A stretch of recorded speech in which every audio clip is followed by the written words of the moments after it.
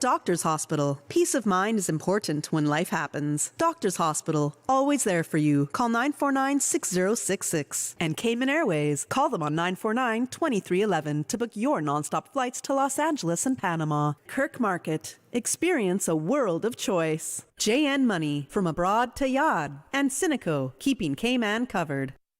We ask our listeners and viewers to avoid any statements or comments which are abusive, derogatory, malicious, or defamatory. Do not use indecent language or make any statement that is false or misleading. Call 1-800-534-8255, 949-6990, 949-8037, or WhatsApp us on 925-3261. Live from Radio Cayman Studio. This is For the Record with ORRETT Connor. Hear from your government officials, independents, and the opposition on issues that matter to you. For the Record. Engage in an open dialogue between residents and lawmakers. With ORRETT Connor. Informative, impartial, insightful. This is For the Record. And now, your host, ORRETT.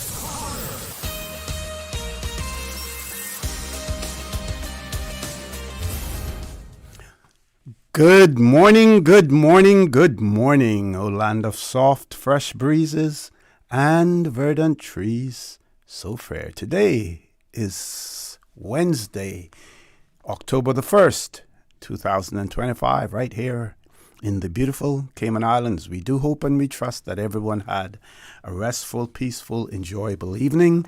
Those of you who are on our roads, whether you're a pedestrian, a cyclist, or if you're operating any type of motorized vehicle, we urge you to please be extremely cautious. Ensure that you observe the rules of the road. Remember, the life you save may just be your own. Don't forget rules also in relation to school buses when they're stopped, either picking up or dropping off students as well, that you must obey the law. You must remain patient.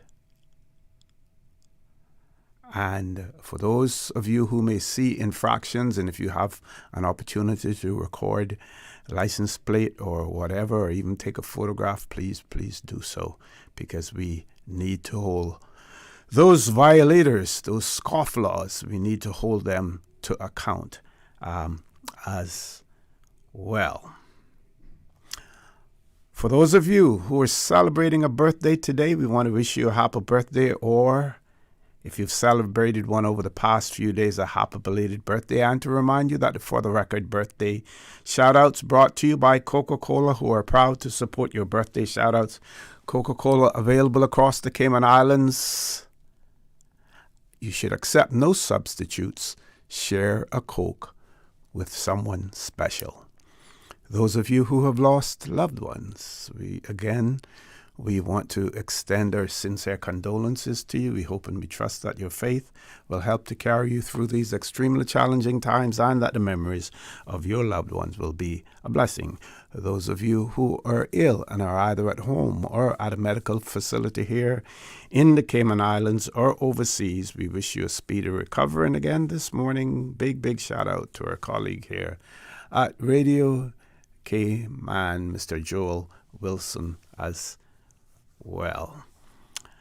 So, folks, I want to thank you for allowing Radio Cayman, and by extension For the Record, into your homes, into your vehicles as you traverse the busy roads and sometimes dangerous roads of the Cayman Islands, into your places of work. As you know, For the Record is a show produced by the staff and management of Radio Cayman, and it is geared towards keeping you abreast of issues as they arise and play out on the local, regional, and international scene.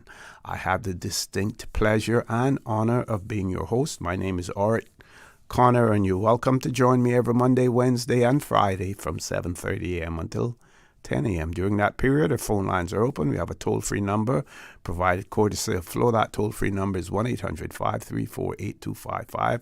Also, 949-8037, 949-6990. WhatsApp 925-3261, where we can only accommodate one caller at a time. And we remind you this morning Wednesdays being opposition day, we will have the Deputy Leader of the Opposition, Honourable Kenneth Bryan, as well as Member of Parliament, Mr. Roy Tatum, in the studio with us. They should be here anywhere between 8 and 8:50, and of course to commence at 8:15 or immediately after the 8 o'clock news. So, first of all, let's look at the birthday shout-outs. And we know that Miss Adonia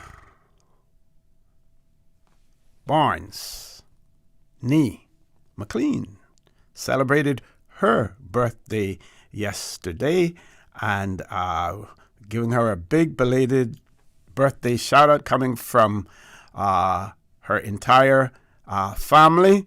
And of course, some of you may know her as Topsy as well. You basically have to be Indigenous Caymanian to know that's her pet name. We refer to it in Cayman. In the old days, we said nickname, not pet name. Nickname, her pet name, Adonia, Topsy. So, but her real name is Miss Adonia, one of the most pleasant persons that you can find on this planet. But she's firm, and she'll ensure that she tell you what she's thinking. She will, those old people say, she'll give you her mind, and she will find a very diplomatic way of doing that as well. And when necessary, she will dish it out just raw.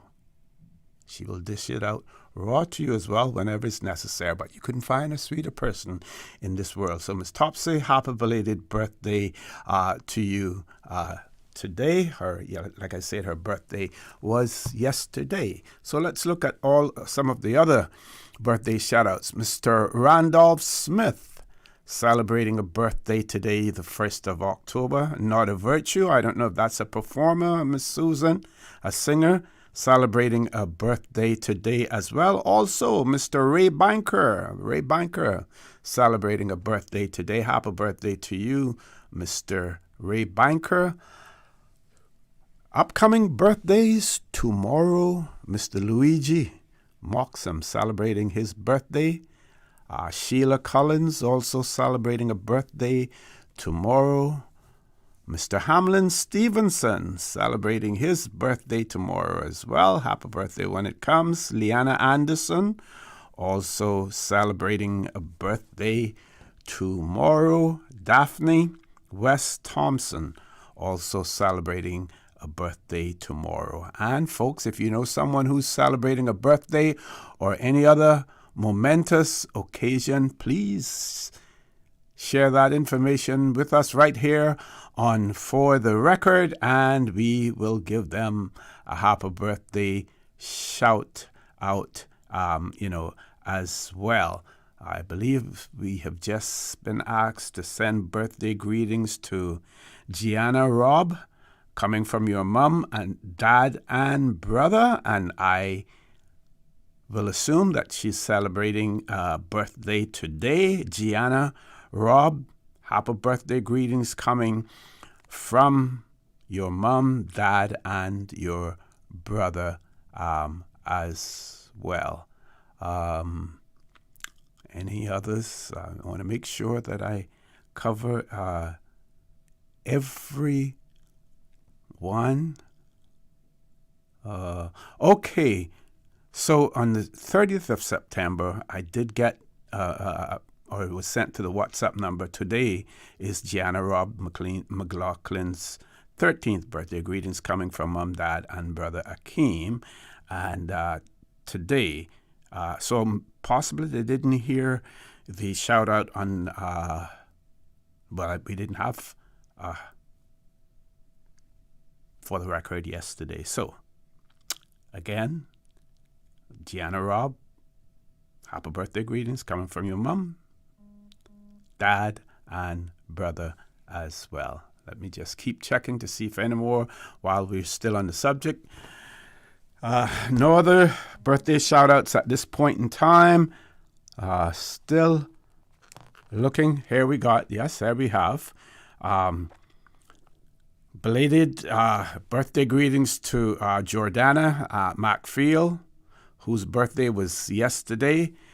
Birthday greetings are coming from your grandma and family as well. Jordana celebrated her birthday yesterday. And we are also advised that Mr. Norman Bawden, the Honorable Norman Bawden, will be celebrating his birthday tomorrow, and he will be celebrating his 90th birthday tomorrow, Mr. Norman Bawden. And when I last visited him with Dr. Steve MacField, we had a very robust conversation. Mr. Bawden still has his mental faculties all there. He remembered so much. We were able to talk about so many things. So we want to wish him a happy birthday tomorrow as well. One of our listeners, actually our guest who will be coming in later, has shared with us article from The Guardian. UK accused of stark injustice as woman from Montserrat. Let me find the rest of it. As woman from Montserrat refused free National Health Service care. That should be very interesting. I'll read that article during the break, and maybe I can paraphrase some of it for you as well. So again, folks, those birthday greetings, those birthday shout-outs brought to you by Coca-Cola, who are proud to support your birthday shout-outs. Coca-Cola available across the Cayman Islands. You should accept no substitutes. Share a Coke with someone special. So little Maya Taylor, who will be 7 years old tomorrow. So we want to wish her a happy birthday in advance. And those advanced birthday greetings are coming from grandma and family. Grandma, of course, is Miss Jan. So, Maya Taylor, tomorrow is your birthday. Advanced birthday greetings coming from grandma and family, Miss Jan. Folks, with that, we're going to take a first commercial break. Please stay tuned. For the record, we'll be back shortly. The Cayman Islands boasts of a long, colorful, and rich history. In tribute to our roots, Radio Cayman, the voice of the Cayman Islands, is pleased to bring you the Historical Vignette Series. Brought to you by Rotary Central. For more than 110 years, Rotary members have used their passion, energy, and intelligence to take action on sustainable projects. The Cayman Islands, He hath founded it upon the seas. Fortescue, Eddington Arch, 1909-1971. Pastor Fortescue Eddingston Arch, better known as Brother Fossey, was one of 11 children born to James Heber and Virginia Arch. In 1933, he was converted in the Church of God, Full Gospel Hall, and in 1946 was appointed General Overseer of the churches of the Cayman Islands and the Bay Islands. He was the loving husband of Gloria, and after her sudden death in 1956, he married her sister, Helen.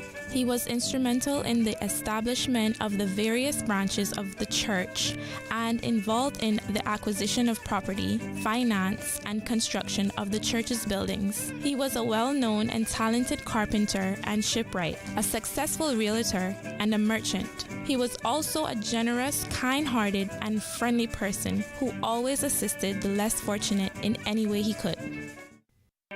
Radio Cayman's Historical Vignettes was brought to you by Rotary Central. For more than 110 years, Rotary members have used their passion, energy, and intelligence to take action on sustainable projects.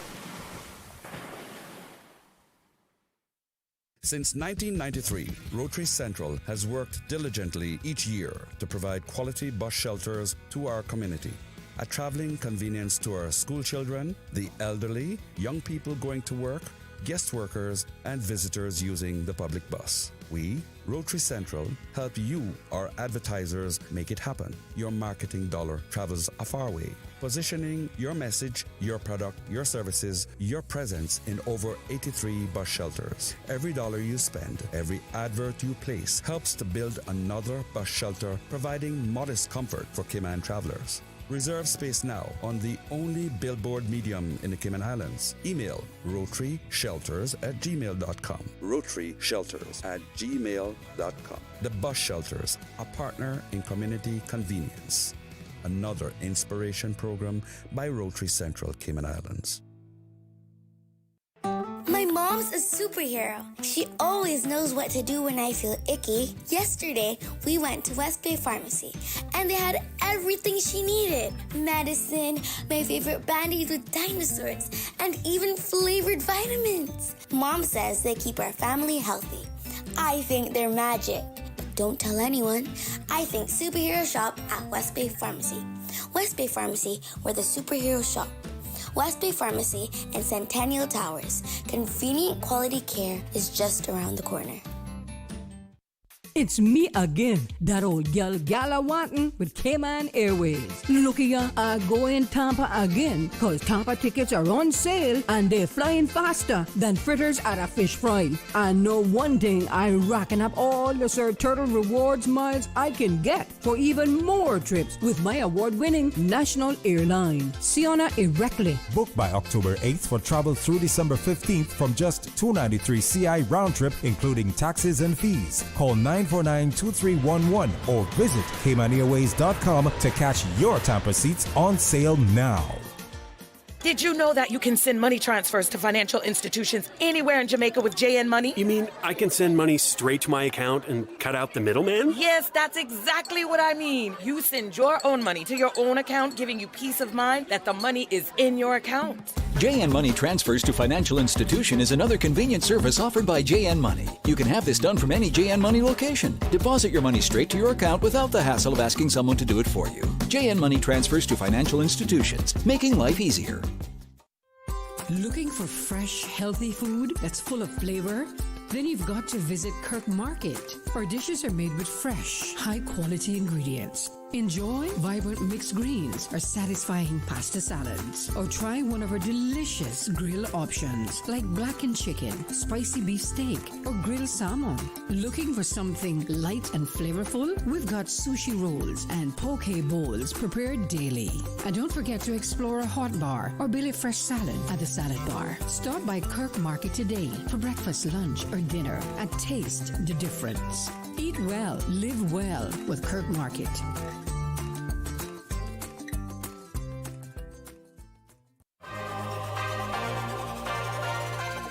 This summer, happiness is better when you share it. Coca-Cola invites you to share a Coke with someone special. Grab an ice-cold Coke and find a name. Maybe theirs, maybe yours, maybe a surprise. Because nothing says you matter like sharing a smile and a Coke. So who will you share a Coke with today? Find your name, find your friends, and share a Coke. Available now at stores island-wide.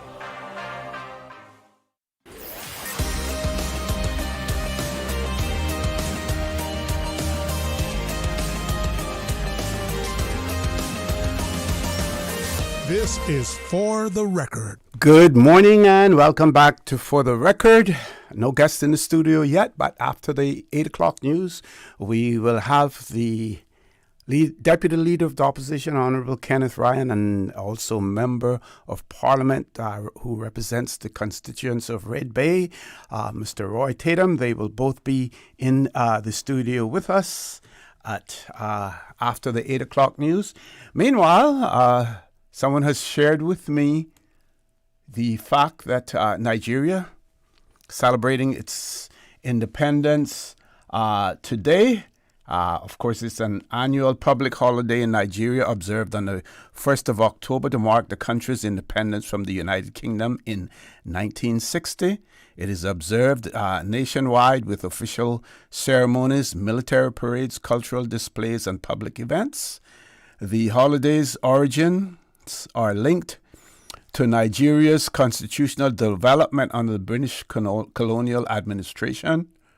Reforms in the 1940s and 50s increased African participation in government and contributed to the rise of nationalist movements involving figures such as Azikiwe,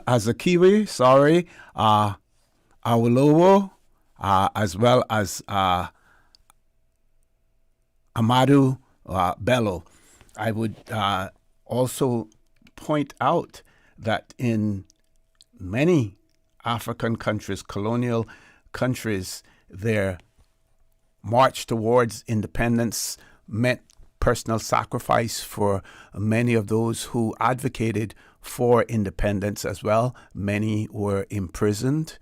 For instance, Joshua Nkomo in Zimbabwe, as well as trying to remember his name now, and there's no wonder that he was so bitter with the UK after Zimbabwe, Mugabe, after Zimbabwe gained its independence as well. And don't forget that prior to that, there was white rule in Zimbabwe, as well. Big story there. But while we're on the topic, why don't we just take a look at some of those African countries that gained independence? Now, they say that Ghana was the first country to gain its independence from the United Kingdom. That was, of course, on the 6th of March, 1957. But don't forget now that there were many other colonial countries that were involved in Africa. For those of you who are history and political scientist buffs, what was it? 1886, I believe it was, known as the carving up of Africa, where the European countries just basically at a conference decided who's going to get what and where, and they then established arbitrary borders. Of course, later on, they then accused African countries of tribal conflicts and everything else. But one of the things that contributed to that was those arbitrary boundaries that had been set by the colonial countries, sometimes splitting tribes and everything else. And of course, what do they do? They blame the African leaders, for the troubles, but they set the groundwork for it. So let's take a look at some of those countries that gained independence. Of course, the first was the Republic of Liberia in 1847, and we know the story of Liberia. Republic of South Africa in 1910 from Britain. Of course, we know the story of South Africa as well. They got their independence early. Why? Because of there being white rule in South Africa, as opposed to those other African countries where, of course, change in leadership, independence would mean that the majority of who were Africans would gain control as well. Egypt, of course, also gained its independence from Britain in 1922. Ethiopia gained its independence from Italy. Remember now, I told you, it wasn't just the Brits over there. They gained their independence from Italy in 1941. Libya gained its independence from Britain in 1951. Sudan gained its independence from Britain in 1956. Morocco gained its independence from France in 1956 as well. Tunisia gained its independence from France in 1956. Morocco gained its independence from Spain in 1956. And also, like I said earlier, Ghana gained its independence from Britain in 1957.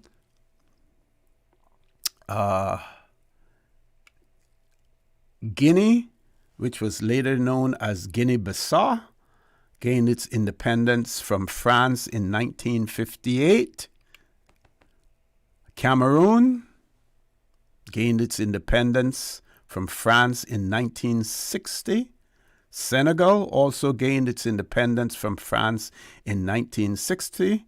So you see that in the 60s there was this avalanche from 1957, this avalanche of independence throughout Africa.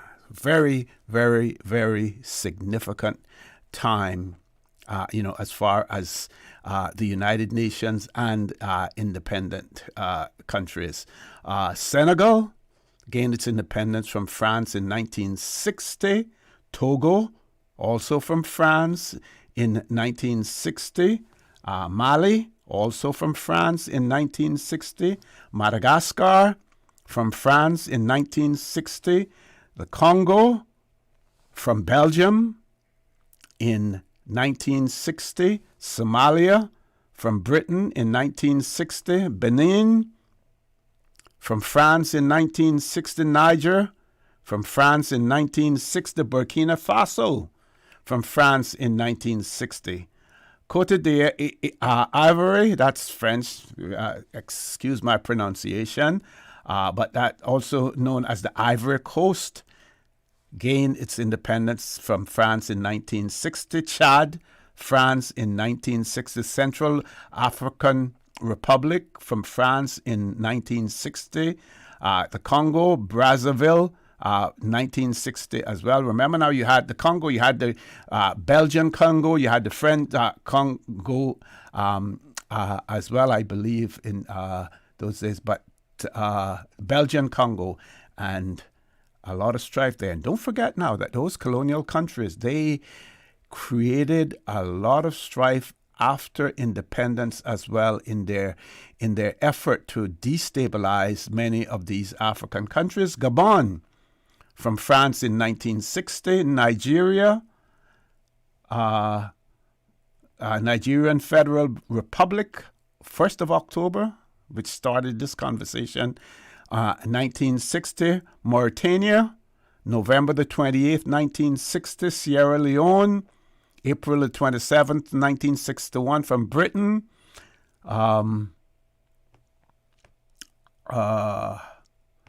Then you had British Cameroon North, which was a part of Nigeria. They gained their independence in 1961. Tanzania, 1961. And of course, those of you who are steeped in political history or history in itself, their great leader, Julius Nyerere of Tanzania. You should, when you get an opportunity, you should read some of the writings of Julius Nyerere. Burundi, 1962. Rwanda, 1962, both from Belgium, as well. Algeria, 1962. Uganda, 1962.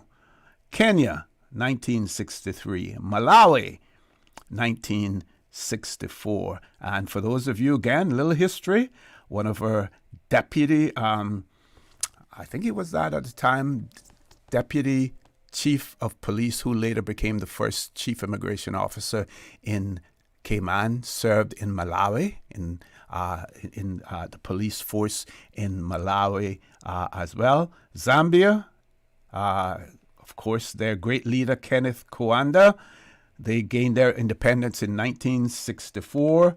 So many more to list, but we've reached that time, top of the hour, 8 o'clock news, just to say that the colonial legacy still lives on.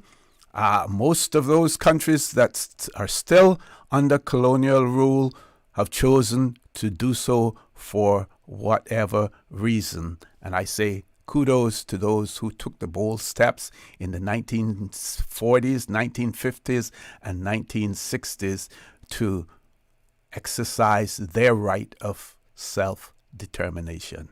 Top of the hour, 8 o'clock news. When we return, we will have guests in the studio. Don't change that dial. Please stay tuned for the record. We'll be back shortly. Thank you, Mr. Connor. And studio time now by Foster's is a minute after 8. The experienced team at Foster's Pharmacy are here to help. Drop off your prescription while you shop or WhatsApp us and we'll prepare it, ready for your arrival. Whether you need prescription or over-the-counter medications, blood glucose testing, or advice on vitamins and supplements, we're here early in the morning to late at night. Both of our locations at our Camana Bay and airport stores are open 7 a.m. to 9 p.m., Monday to Saturday. For more info, visit fosters.ky/pharmacy. Foster's Pharmacy. Better health because we care. Radio station. Radio Cayman is the voice of the Cayman Islands. For today's biggest news. Radio Cayman, the voice of the Cayman Islands. With your latest news, I'm Carsley Fuller. Government is expected to spend more than $32 million on financial assistance this year. The number of households currently receiving financial assistance totals 1,765 households. What proportion of beneficiaries are long-term assistance versus short-term? There are 3,024 persons receiving assistance, and of that, 1,111 is long-term financial assistance. While discussing $2.6 million in extra funding for the Financial Assistance Budget and Finance Committee, Social Development Minister the Honorable Isaac Rankin told MPs the original budget for 2025 was $12 million. But projections show government is now expected to spend about $32 million by the end of the year. A similar situation to what happened in 2024, when the budget was originally set at $15 million, but actual spend was closer to $26, as pointed out by Georgetown Central MP Kenneth Bryan. So is it fair to say that the ministry under-budgeted by over $11 million for 2024? Would that be fair? TP Fund was, yes, under-budgeted at the time. Is it also fair to say now that we have a projected amount for 2025 that the original amount of $12 million would now be considered under-budgeted by $20 million? Based on the budgeted amount and what we are expecting to spend, that is correct. When asked if non-Caymanians are getting financial assistance, the minister said there were 36 with resident and employment right certificates, that is married to a Caymanian, 9 work permit holders tied to Caymanian children, and, quote, 2 visitors. Finance Minister and Chairman of the committee, Rolston Anglin, says this is a, quote, long-standing issue. I have not been a member of this parliament for 12 years, and when I was here prior, the policy position was if you married a Caymanian and if something happened during that marriage that caused you, the person married to Caymanian, to become destitute, you were able to apply. We had cases of abuse, domestic abuse, where a Caymanian was married to a non-Caymanian, and that person then had to be taken care of in safe homes, etc. And yes, they did get assistance. We also have had this policy from way before preceding any of us in this parliament. If you were a non-Caymanian on a work permit who had a Caymanian child for a Caymanian, and that Caymanian was not supporting their child, that parent who was on a work permit could apply for assistance to support a Caymanian child. MPs approved the additional $2.6 million for the financial assistance budget. Cayman's premier Cool Vibes event is bringing the laughs tonight. I spoke with Underground Sessions organizer Mikhail Campbell, a local performer who goes by Kyle Matrix. So it's that time of the month, Mikhail. Tell me, what's the plan for October? This month for Underground Sessions, our featured artist is comedian Matt Poskett, delivering his signature blend of absurdist and surrealist humor. And he's from Yorkshire, so he's very northern to us, he likes to say. And it won't just be Matt. You do an open mic night thing too, right? Well, yeah, come out and see for yourself. And of course, we're going to have different artists as well. Musicians, singers, rappers, poets, and all kinds of stuff. Maybe even have some dancers out there this time around. So where and when do people need to be? Doors open at 7 at the Prospect Playhouse. Admission is free. Drinks are on sale. They usually only take card. And we go until 10 p.m. Underground Sessions is a monthly event, and you can follow Kyle Matrix on social media to make sure you never miss a show. Now with a check of international news, here's the BBC, which takes us out of the newscast. I'm Carsley Fuller. BBC News with Moira Alderson. The International Red Cross says it's had to suspend its work in Gaza City because of intensified Israeli military operations. Israel's defense minister says the army has almost encircled the city and residents have a final opportunity to flee. Local hospitals say more than 40 people have been killed across Gaza today. Tens of thousands of US federal employees are enduring a day of enforced idleness after political deadlock shut down the government. Essential staff, such as air traffic controllers, are continuing to work, but without pay. The South African opposition politician Julius Malema has been found guilty of firing a gun in a public place and reckless endangerment. The left-wing leader could face up to 15 years in prison. That's the latest world news from the BBC. Stay in touch with Radio Cayman with the latest up-to-date, accurate news and information. For your convenience, the headline news will be repeated on our sister station, Breeze 105.3 FM, weekdays at 8:30 a.m. Follow Radio Cayman on social media, Facebook, Instagram, Twitter, or download the Radio Cayman app in the App Store or log on to www.radiocayman.gov.ky and stay connected to what's happening in the community. Radio Cayman, your voice, your choice, your radio. It's me again, that old gal wantin' with Cayman Airways. Looky ya, I go in Tampa again, cause Tampa tickets are on sale and they're flying faster than fritters at a fish fry. I know one thing, I'm racking up all the Sir Turtle Rewards miles I can get for even more trips with my award-winning national airline, Siona Erectly. Book by October 8th for travel through December 15th from just $293 CI round trip, including taxes and fees. Call 949-2311 or visit CaymanAirways.com to catch your Tampa seats on sale now. Circle of Love Women's Ministry fundraising gospel concert in West Bay, Saturday, October 4th, 6:30 p.m. Admission $10 at the West Bay Heritage Park, featuring the Red Bay Gospel Band, gospel recording artist Cranston Forbes, Live and Friends, Tanisha Morgan, and many, many more. All proceeds go to the Seniors Brunch 2025. It's a gospel event you don't want to miss. A gospel event you don't want to miss. The 8 a.m. weather update brought to you by CG Britcay, where people come first.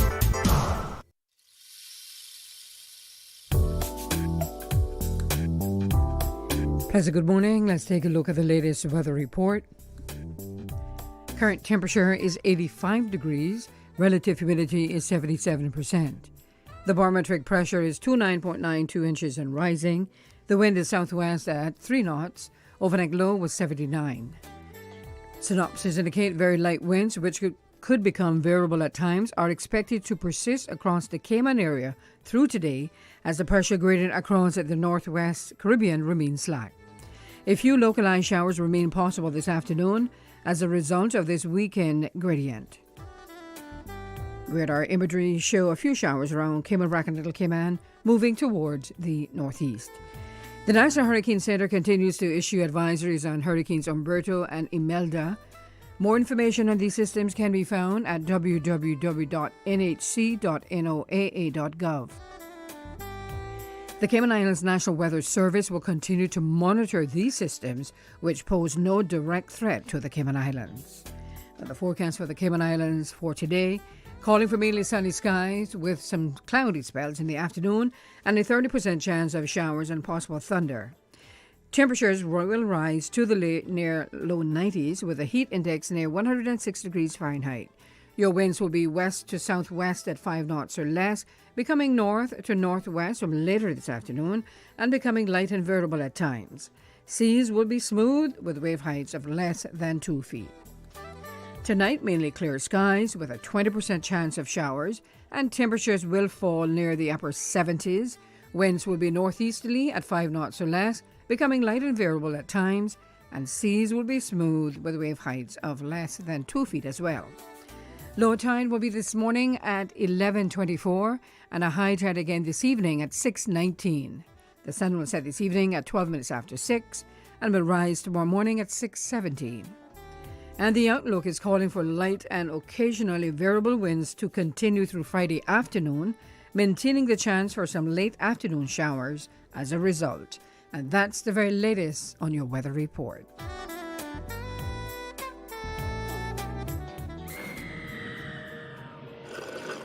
Wait, why is she going into that spooky house?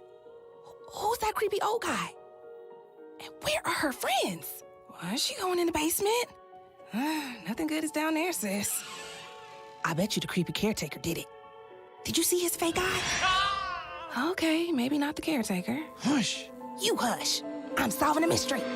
We're like the person who doesn't ruin the movie. CG Brit-K. Good like that. The 8 a.m. weather update brought to you by CG Brit-K, where people come first. For the past 10 years, Health City Cayman Islands has been providing a comprehensive range of in-house medical services, from routine care to highly complex surgeries. We've transformed healthcare in the region, saving thousands of lives in the process. Recognized for quality and excellence, Health City brings together expert doctors, the best technology, and the latest techniques to provide world-class healthcare to those who need it. Health City Cayman Islands, a decade of healing. As a parent, I know I would do anything to protect my child against cancer. As a Minister of Health, I know that the HPV vaccine is the best protection available against HPV-related cancers. The vaccine is safe and is being offered free of cost for 9 to 25-year-olds across all 3 of our islands. For more information, contact the Public Health Department on 244-2648 or 244-2889. The traffic report is brought to you by Subway. Enjoy a delicious start to your day with breakfast from Subway. Hey, good morning. Let's check in with traffic, see what's happening on our roads. Further up on Shamrock Road and Rex Crichton Boulevard, moderate flow of traffic. Further down, different story. As traffic is steady as you approach the Linford Pearson Highway. A crawlathon happening on Crew Road heading to Georgetown. Traffic slow. Heading east on Crew Road, moderate flow of traffic, as well as coming from the Westway 4-way stop. No issues on Owen Roberts Drive as traffic is light to moderate. Traffic moving well on Godfrey Nixon Way and Eastern Avenue.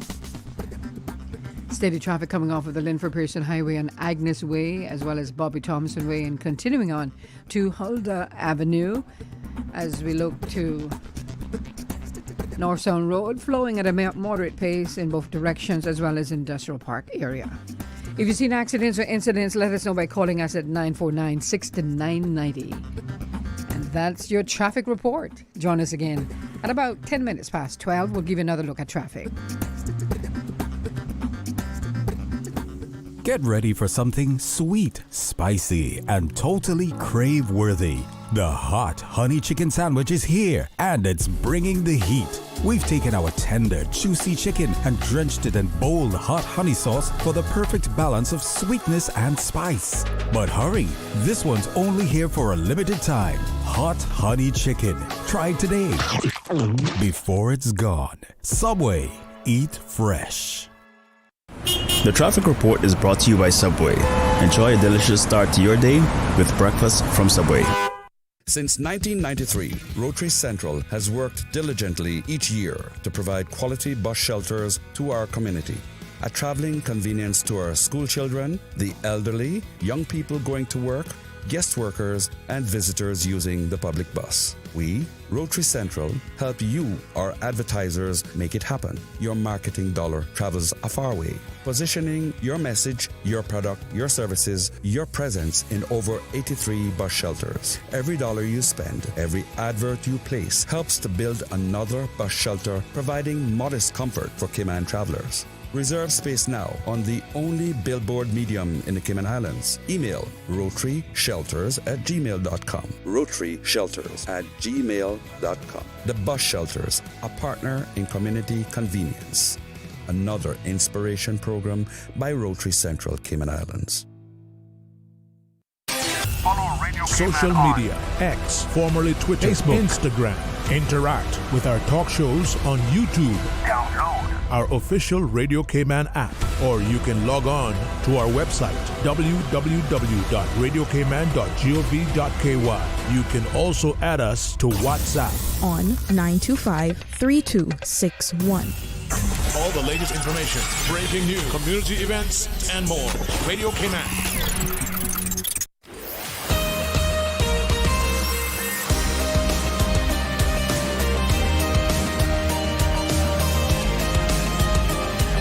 For the Record with ORRETT Connor. Good morning and welcome back to For the Record. We are still waiting for a guest. I'm sure that there's probably some traffic issues out there. But meanwhile, our phone lines will be open until our guests arrive. We do have a caller. Let's go to the phone lines. Caller, good morning. Welcome to For the Record. Run out of credit, boy. I don't know, but I don't know. Abraham Terrari or something might be sponsoring you or what? No, I've had that passion from in the 70s. From the 70s, I've had that passion. Well, it sounds like you leading us down the road. I know several people in Cayman Islands don't like that, but most people would call you in now and say, "Oh, see, you take us down what they call it, a slippery slope." They calls it, you know, or a rabbit hole. Yeah, the rabbit hole. But there comes a time when we all look towards independence, even separating from your loved ones. So see, there's a time come when you pack up and leave your mother's house. You leave your dear mother that you love more than you love your wife to go and stay with your wife, but yet you love your mother more. But yet you go to be independent from your mother. Yep. So I don't know why people are so scared to be independent. You know. I guess that in itself is what makes us look like a weak nation, where people can come here and dictate to us. You see, because they too might have noticed too that we tends to want to be independent, dependent on someone. So they could use that too, and say we're a weak group of people, look at things different ways. For the fact that was disturbing to me, OC, is that I went to the job drive they had at the Marriott. I just went, not looking at a job, just went to see for myself. And I thought it was very disturbing to see that our people, young people too, a lot of young people, have to go and sit in a chair in front of people that they don't even recognize, they don't even look for us, to contemplate and submit an application. We're partly looking at them and maybe deciding there and then that this person don't look like somebody we want inside of our establishment. Yeah. And the only reason that took place was because of the leader, the honorable leader Miles. So, see, if he never initiated that whole thing, that means they wouldn't have that drive to say try get us Caymanians that's supposed to be, because the Constitution said that all the jobs belongs to us. So they wouldn't have that drive on their own. It only because he have been bold enough to send out threats is why that took place, in my opinion. And, see, if we have people here that can make bold statements and take us to court saying that we're not fit to make certain decisions about our island, what makes you think that behind the scene they're saying to themselves that we're not fit to work in the establishment too, even though we submitted the application? You see? Submitting the application don't really go no way, see. That might be just a show. That was all one big show. It was really one big thing going on over there. So I'm still waiting to hear what was the results of all what happened at that hotel on that particular day? Mm-hmm, How many people have been employed because of that event? Yes. You know? Yes. Or that just an event to pull the wool over our eye, like how they always like to say, oh, well, you know, they're quick to say, oh, we got 2 Caymanians employed in our establishment. Yeah, but you got 50 overseas people. So it should be like in Bahamas. We should be the majority of the people that is employed instead of we being the minority. But though they like to shrug that they got 2 people trained or 2 people they gave a scholarship or something like that. And the mere fact that we have non-Caymanians determining whether or not a Caymanian will get a job, that in itself is an indignation and an insult to Caymanians. If I think I like to go back to the former Elio Solomon, certain jobs for Caymanians. But, to me, you're nobody not getting no work permit for no HR job, you know, OC. You're not getting no permit for no HR job. Sorry. And I wanted to throw in that it's amazing how the DART group, OC, can come here and rapidly become the second leading employer of Caymanians. What is it they see in us that they employ so much of us? What is it they see in the same educated Caymanians that our government made way of, got rid of, and they hire them 2 or 3 weeks prior to they being dismissed from government department. They're quick to grab them. They grab them because of their knowledge and their intelligence. That's why they get them. Yeah, that's the reason they got them. And I think, and I would also say in some of the DART entities, it has to do with the culture, you know, within that as well. Now, I think we should also bear in mind that there are properties that are owned by DART and managed by other companies, and whether or not DART then has any say in terms of the hiring or the policies, the HR policies, you know, of that company is I'm not sure. So it depends on which entity that you're talking about. But it all goes to commitment, you know, and realization that, you know, you have an obligation to the people who have made it possible for you to be here to do business and to make money. Yeah, I'm hearing now, I don't know how true this is, but I'm hearing that the Indigo have quite a few Caymanians hired. I don't know if that's since this drive or what, or whether because of the policy of the DART group. That's what I'm hearing. I'm not sure. I'm not sure how that is, but it's really disturbing, OC, that we have to go to a table and cannot eat on top of the table, but have to wait for the crumbs for somebody to decide that, you know, the crumbs that is falling is yours.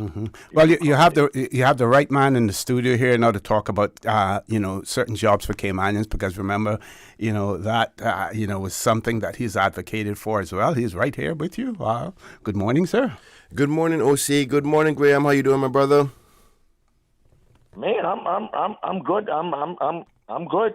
Just that I want our people to be good too. I agree. All of our people. Do you know, if all of us, don't be jealous of nobody. If all of us are good, you know how good you would be, where nobody don't have to come, or you don't have to have no fear of somebody coming to rob you or break into you. We should not. We should be like Libya. We don't pay for gas. We don't pay for school. We don't pay for a hospital, medical. We don't pay for nothing. Indigenous Caymanians should be living off the wealth of the Cayman Islands that we're not getting. We give it away. That should be into a sovereign fund where we benefit from it. That's what should be happening in Cayman, where we like to brag about us being so sophisticated in the Caribbean and the leading whatever you call it, financial center in the world, but yet we don't benefit from it the way we should benefit from it. That's wrong. That's wrong. And this thing about all these banks who is bleeding us and just paying a license. No, we should be getting a percentage of everything that they do. At least 0.5%. You know how much that would be, like billions, trillions of dollars, you know? Well, I would have to get up and go work. I would be getting free gas and free all kind of thing. Well, what do you say about that? Well, I mean, obviously, our formula isn't best set up for the most successful circumstances for Caymanian people. So there's definitely opportunity for reform in the various different ways, whether from education, employment, immigration, so that our people can succeed. And I don't think we're getting as much as we deserve. And it's about the politics of things, I think. What you want to squeeze for your people, which interest is what, who's protecting who, and all these other things. But I too, I'm awaiting to hear the results of that job fair, because if you remember in COVID, I had exactly the same thing, exactly the same amount of turnout, and we were faced with similar pressures. So nothing new, even though the government may want to present it to be something new, how short our memories are. But all the same, in respect to the DART organization, the key factor that came to my mind just now is, you're right, the DART organization jumps and picks up the Caymanians who are valuable and bring them to their organization. But the key factor in that is pay. The DART group pays well. And that's why Caymanians are willing to go there. If the tourism industry was willing to give more, and that's like things like the gratuities are in question, and putting them in the jobs where they can make more money with more stability. I mean, the tourism industry is a flexible job, our situation, and it's not always most conducive for families. And Cayman family is totally different than what it was in the 80s and the 70s when Caymanians were the majority within the tourism industry, you know, where mom and dad or grandparents would help take care of the children and so forth. We're not like that much anymore. A single parent or even a couple don't always have that support system to help, you know, pull the slack. So they have to make sure that they can get to work and get back home, take care of the children, do all the other things other than the work market. We're not doing like how we used to do before, a village raising our children. So they're more likely to work in a 9-to-5, and some of those 9-to-5 do pay better. So there's a lot of dynamics that we're not fully aware of. And I also want to say that I'm not here to defend the industry, but we really need to do a better analysis and an examination where the public can see it of our labor force, because I do not think that the country fully understands what our labor force is. We have competing industries fighting for the Caymanians. So you put the person in tourism, and financial services steals the best quality of them and take them to financial services or trade or construction or banking. So there is not enough of us to fill all the posts in the Cayman Islands. So there definitely shouldn't be any Caymanians unemployed. And the reasons why they're not getting employed, it does have to do with some of the employers not willing to do so. So we have to be more strategic and precise in our enforcement. I think enforcement is probably the biggest thing more than legislative change. Where I think the legislative change needs to happen is the rights to become Caymanian. The job market, because I always say immigration is labor and rights to become Caymanian or being here, whether it's work permits, residency, or status. Those areas are the areas that we need to protect more, because our economy, luckily, is greater than our population. And many countries don't have that unique problem, but it comes with issues.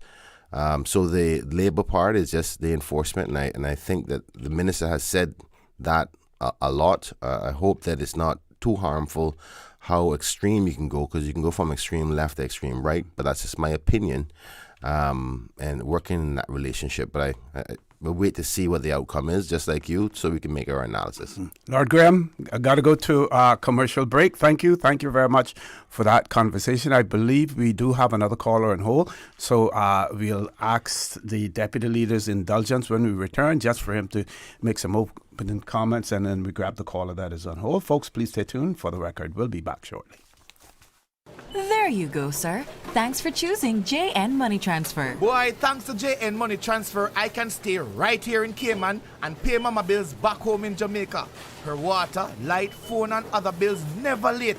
Every month I pay everything in one place. Make payments to over 30 companies in Jamaica through JN Money Transfer. Fast, affordable, convenient. Call 1-800-744-1163 for details. Can you imagine your home completely organized? At Brand Source Custom Closets, we can. We specialize in designing and building custom closets and storage units for any room in your home, including the garage. With tailored designs and custom LED lighting solutions to fit your lifestyle and budget. Our custom closets expert is committed to enhancing the value of your home with a solution that is uniquely yours. Visit our showroom or call 623-6774 to schedule a no-obligation appointment with our design expert. Brand Source Custom Closets, 209 Dorsey Drive, Industrial Park.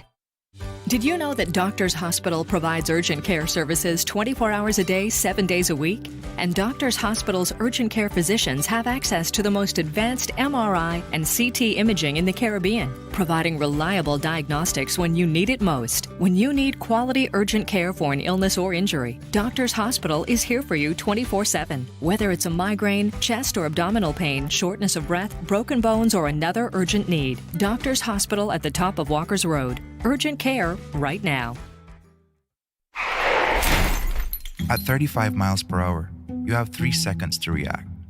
At 50 miles per hour, just 1.5 seconds. That split second you save speeding could be the split second that saves a life. Most fatal crashes in Cayman involve speeding. Slow down, because arriving late is better than never arriving at all. Smart or reckless, your choice changes everything. Visit gov.ky/road safety.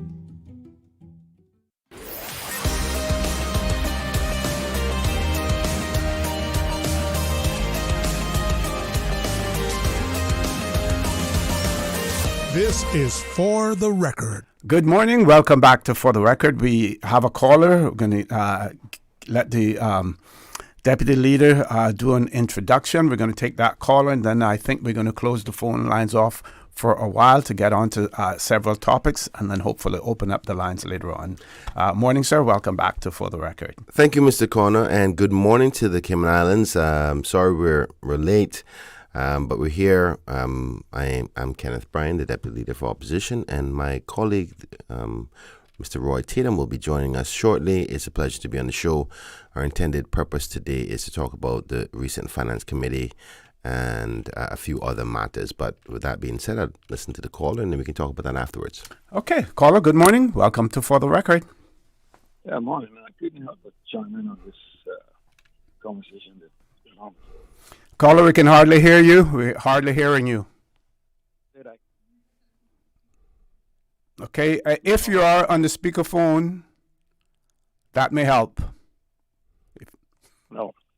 Oh, you're not. Okay. Let's see now. Yeah. Okay. Much better. Yeah. I wonder how much dumber are we going to have to get to not see all the statistics that have been before us from probably the late 80s, 90s, to know that this model and the minister made reference to it, the economy is greater than our population or Caymanian population. Mm-hmm. I mean, how dumb are we going to have to get to see that that's not sustainable? We'll be talking about the same thing that came up here this morning in perpetuity. So, something has to be done. There has to be a coagulation of the minds, and they're here in Cayman that can put us on the right track. Caller, I think I may be agreeing with what you're saying here. Are you saying that the recognition that we're always going to have a situation where there's not enough Caymanians to fill certain industries, or what's your viewpoint here? Well, I from what I see, I mean, right now with the properties that's going to be coming online, we're going to be requiring, to my estimate, probably up to 1,500, maybe 2,000, could even go up to 4,000 people to come in to fill these vacancies. What's the birth rate? The last birth rate you heard? 1.9, not even replacement value. Yeah. So, we keep talking about this situation, but nobody has the, well, I wouldn't call a word to do anything about it. So, we're going around in circles. Well, caller, if I may, I'm so glad you called in because we can conversate on this matter. This is exactly my point, why I said we need to be more informed about what the reality is and the data, because it's all well and good to come on here and say that, these industries should be all Caymanian, but if there's not enough Caymanians to actually fill the posts, you're right, we're going to go around in circles again and again and again. I don't think it's going to be 2,000 to 4,000 people necessary for those jobs, because it's two major hotels coming on with an average of 300 per hotel. And I think we're going to be able to get some substantial amount of Caymanians. But I know that we're not going to be able to fill those hotels on the basis of a number of things. One, the Caymanians who want to be in that industry. Secondly, those who are ready and trained to be in it. And then you have this turnover thing where many times I've seen in my 4 years as Minister for Tourism, persons get in there and then they go, this is not the job for me. So there's persons who move around. That doesn't mean you give up. You continue at it. But you're 100% right, is that I heard people refer, I heard their own minister, the current minister for Caymanian Labour and Immigration, say, look at Jamaica, look at Barbados. And I say, you can't compare those destinations to Cayman, because those destinations, their number one industry is tourism. And they don't have their population of persons who are of their nation there is normally 90% to 10%. In Cayman, we have a situation where there's more non-Caymanians in the Cayman Islands than there is Caymanians. So to expect that you go to a hotel or any kind of business for that fact and see it predominantly Caymanian only, we're very lucky. If, say, for instance, Cayman Airways, all Caymanians, fire department, all Caymanians. But if you have any one industry with all Caymanians in it, that means some other industries are going to have less Caymanians because there's not enough of us to fill all the jobs available in the Cayman Islands. And I think that's what you're saying. And I would agree with you, because that's it's the double-edged sword of success in our economy and having more jobs than there is Caymanians. But no matter what we analyze there, the number one thing is, and I agree with all callers, is that there should be no Caymanian that would be without a job, unless they just don't want to work. And now that's a different story altogether. So I'll stop taking over your call time and allow you to finish. Yeah, well, you say there's no Caymanians to be without a job. Well, we do have those within the society that really, I'd say, don't want to work. They'd rather small percentage, very small. Go for handouts. But I mean, as far as knowing what the situation is, it's written all over the terrain here in Cayman what the situation is, and nobody seems to want to take responsibility for it. Yep. And I kind of disagree with you saying, according to what you said, probably maybe upwards of 12 or 1,500 people. But no, if you look at all of the buildings that's going up, there's going to probably be upwards of 4,000 people dumped in here within the next 14 months. Mm-hmm. So, and it takes 9 months to create. So you do the math. Mm-hmm. Caller, thank you very much for that. We're going to try to squeeze one more caller in, even though we said we're going to close the lines off. Caller, good morning. Welcome to For the Record. Moderator, how are you? Good morning, sir. Good morning. How are you? I'm doing well. I want to say, as I listen to the minister, and I have to agree with my friend, the last caller, it comes back to the perennial question that I believe I raised it from 1978. For whom are we developing? For whom are we developing? I want the minister to ask me that question, because if all of the Caymanians that can be employed are employed, then what sense does it make for us to continue overdevelopment? It does not make sense. It simply does not make sense. And the minister or no one who thinks like him can convince me, because I did the research and I've been researching and I have been writing.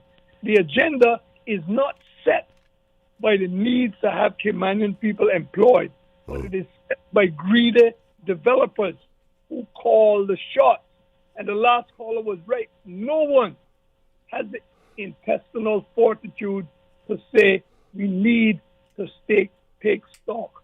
Let me suggest that we have reached an inflection point and we need to stop and take cognizance of where we want to go, because we have long developed beyond the capacity of Caymanians to supply the local labor needs. So therefore, any development now is not in the interest of Caymanians, but in the interest of other people.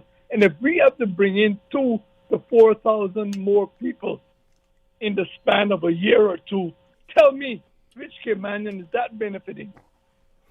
Tell me. Well, Dr. Roy, thank you for calling in, and I appreciate the notion of saying minister. I'm not the minister anymore, but I appreciate it. But I agree with you. I never did say that the development is necessarily good for the country or the Caymanians are getting the benefit out of it. That wasn't the argument. The argument was about the labor part. But you're right. We are not doing a good job of analyzing what is the value proposition of further investment compared to the value proposition of Caymanian opportunity, because obviously it's still not working out. We still have unemployed persons, whether it's 1%, 5%, or any other. So there's a different problem that we have. So the question is an investment into major infrastructure, hotel, or so forth, are we getting more return from that in some other way other than labor, whether it's taxes and duties or building or whatever it is, fees the government makes? Is it worth the value compared to the damages that come with it? Like, say, for example, you're going to have 300 more work permit holders here. They're going to need housing. They're going to crowd up our roads. They're probably going to need to go to schools and all of these other things. So nobody have done the financial assessment. And this is why I always talk about the economics of things. And until we quantify that value, I don't know if the approvals, because I must say this, the approvals for much of the development that has happened now are happening now weren't done when I was minister. Matter of fact, when I came in, we were coming right out of COVID. The first year and 2 months was just trying to get the country open. There was no major development that was approved. They were already pre-approved from previously before.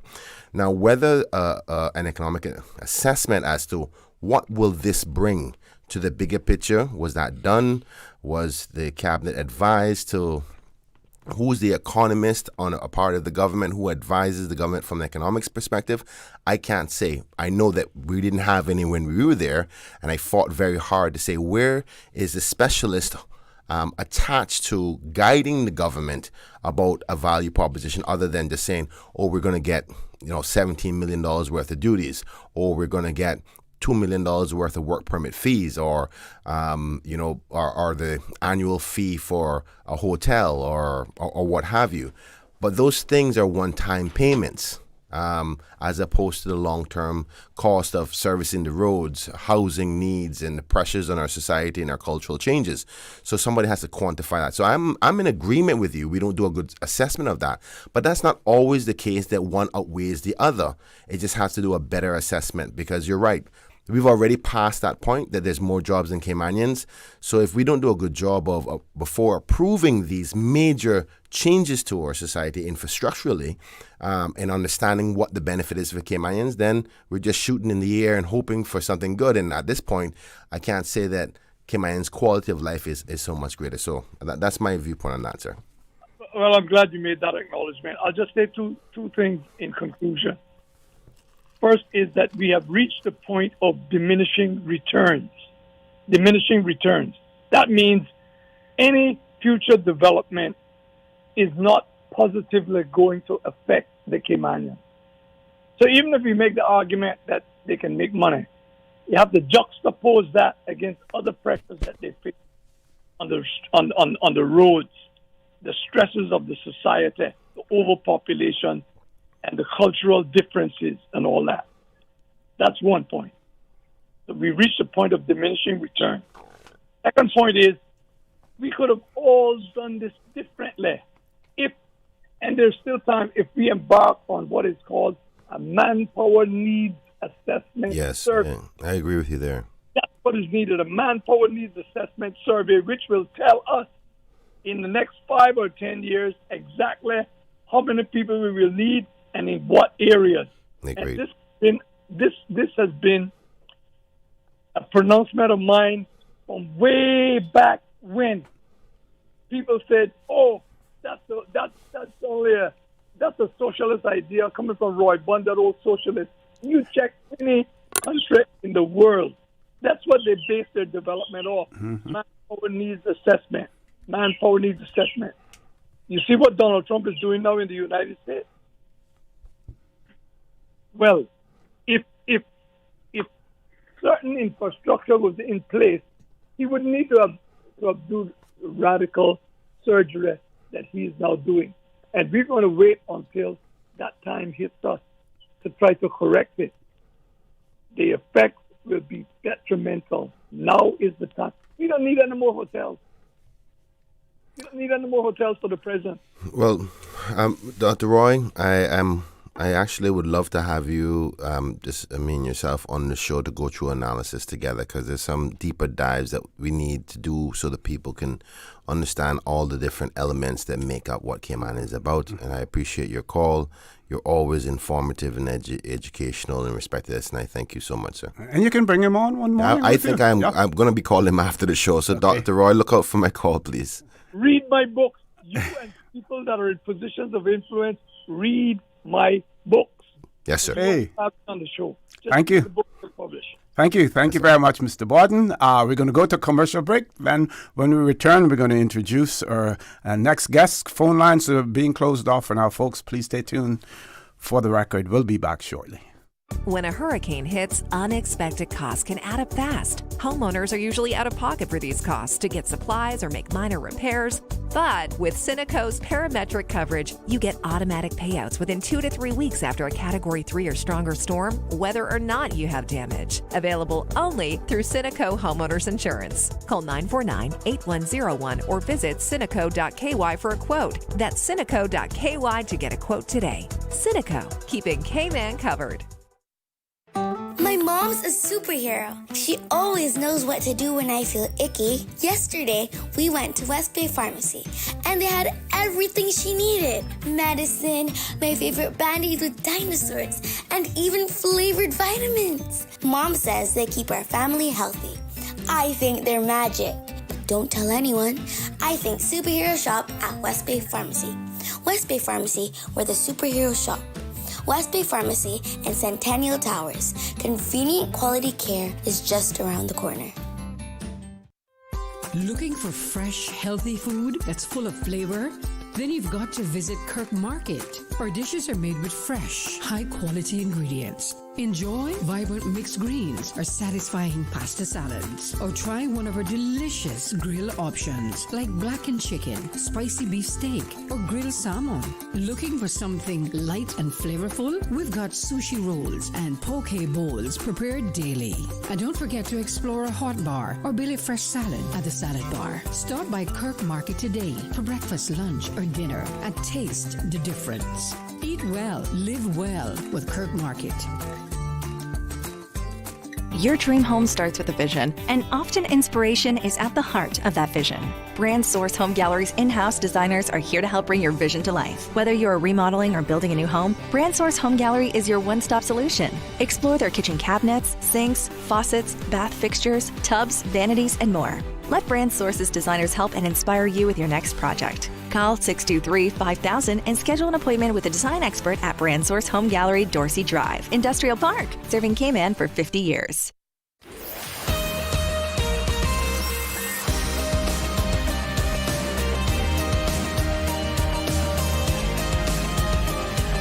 For the record, with ORRETT Connor. Good morning. Welcome back to For the Record. The phone lines are closed off for now. My pleasure to have in the studio with me, and you heard earlier, the Deputy Leader of the Opposition, Honourable Kenneth Bryan, and in the studio with us also Member of Parliament, Mr. Roy Tatum, who represents the constituency of Red Bay in our Parliament. Good morning, sir. Welcome back to For the Record. Morning, OC. Good morning to my constituents in Red Bay and the rest of Grand Cayman, and of course to my friends and family in Bryan and Little Cayman. Good morning, all. Good to be here with you.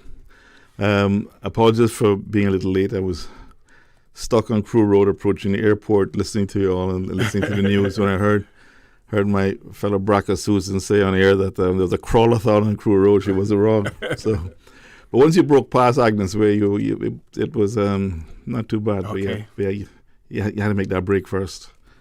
Good to be here. Okay. So, Mr. Connor, thank you again. I want to say thank you so much to those three callers that were on before we started the show today. We're going to talk a little bit about the upcoming sitting of Parliament on October the 15th, and also just some things that happen in Finance Committee. But just to quickly wrap up the point that Dr. Roy Borden made, I think he has a very strong viewpoint about a labor assessment survey of the labor needs for the foreseeable future. And the reason I say that is I always used to say, how many electricians do we have? How many plumbers do we have? How many masons do we have that are Caymanian, right? And if you have only enough to do one major development per year, why are we approving 4 of them? Because obviously we know that we need 3 times more the amount of Caymanians that we have to be able to do that, as opposed to stretching out those developments to ensure that those Caymanian laborers or skilled persons continuously have work. Because sometimes you see these big blooms in development, like in one year you have loads and loads of work where you have to find outside labor, and then the next year and a half, then there's no work at all, and the first people who don't get the jobs are Caymanians. We do have to have a better long-term analysis of approvals of developments. Obviously, sometimes you can have some where there's a little bit more than they are Caymanian, but measuring that and tapering it to make sure that there's continuous work for Caymanian labor, contractors and skills persons, particularly when it comes to development, I think is something that we could do a better management on. And I think that's what Dr. Roy was trying to get at, and I look forward to sitting with him. The other part was the gentleman was saying that, he thinks there's going to be about 2,000 persons that will be needed and I think we're all focusing on the 2 new hotels that are coming on board soon, and there are probably some other administrative buildings. I don't still believe it's going to be 2,000 persons unless there's ancillary or extra businesses that are going to be opened up as a result. Because every time you have more population, then you need more restaurants, then you need more car cleanings, you need all these other things that human beings will need as well. So, but I don't think that we can say stop development, because there's so much other essential developments that we need. And this is back to Dr. Roy's point, that even if we were to say we're stopping development on hotels or big administration buildings and our rental spaces for like financial services and so forth, I think there's a major part of development that we need to do, which is housing. That's the part I think I would like to see Cayman focusing on for the next 5 years is proper housing infrastructure, which if you bring more housing on the market will bring down the price for rent and for sale and have better quality of living arrangements, because there's some places that I am aware of that I am embarrassed to know that is in the Cayman Islands. And the cost as a result of the limited housing availability is killing Caymanians by the pocket. With that being said, myself and my colleague, Mr. Roy Tatum, are on today to talk about the finance. Before you just to chime in on those points, if I could, please. Manpower needs assessment is needed. Yeah. Certainly would be extremely useful. What we also need is a plan around the necessary infrastructure that we need to build out over the next several years. Those things go hand in hand. What infrastructure is the country needing? And because you'll need to have an understanding of that to get a feel for what the labour force will need to look like for that. as well. The one thing that we keep missing, and there's only two individuals who really, in earnest, attempted to get this done. But we're not going to do anything about the development that we're now seeing unless we come to grips and produce a new national development plan. Because that is the one we have now is 20-odd plus years old. And unless we make amendments to that, that is a blueprint that everybody who comes along will be using in terms of what they can develop and where they can develop. And I don't care, as my friend Mr. Panton found out, whoever you put on whatever board, they have to follow the law. So until we have a new national development plan, we're going to be every 4 years we're singing the same song about our concerns about overdevelopment and so on. Kurt Tibbetts, Honorable D. Kurt Tibbetts, attempted this, and he came very close 20 plus years ago. Then we had the change of government, you may recall. I think Dr. Roy was a part of that. But what happened then was Kurt was put to one side, as was Mr. DeMoyle, no longer was now called a cabinet. And nothing went forward with that national development plan. That was shunted and put to one side. The only other person who came along after that, after almost 2 decades, who was willing to put political capital on the line, was the now leader of the Progressives, Honorable Joey Hugh, who then restarted under the moniker of Plan Cayman, I think it was, the efforts to get a new national development plan. That unfortunately has been waylaid as well. I'm hoping the current minister will pick that up and move that forward. But till those things happen, we're not going to get much movement in terms of where development happens, what we're going to do about development. We need a new national development plan. That is the blueprint, and anything else that we say about development, until we get that fixed, it'll be like the current speaker, a favorite expression I used to hear him saying, it'd be like, what was the expression? Wings flapping but no birds flying.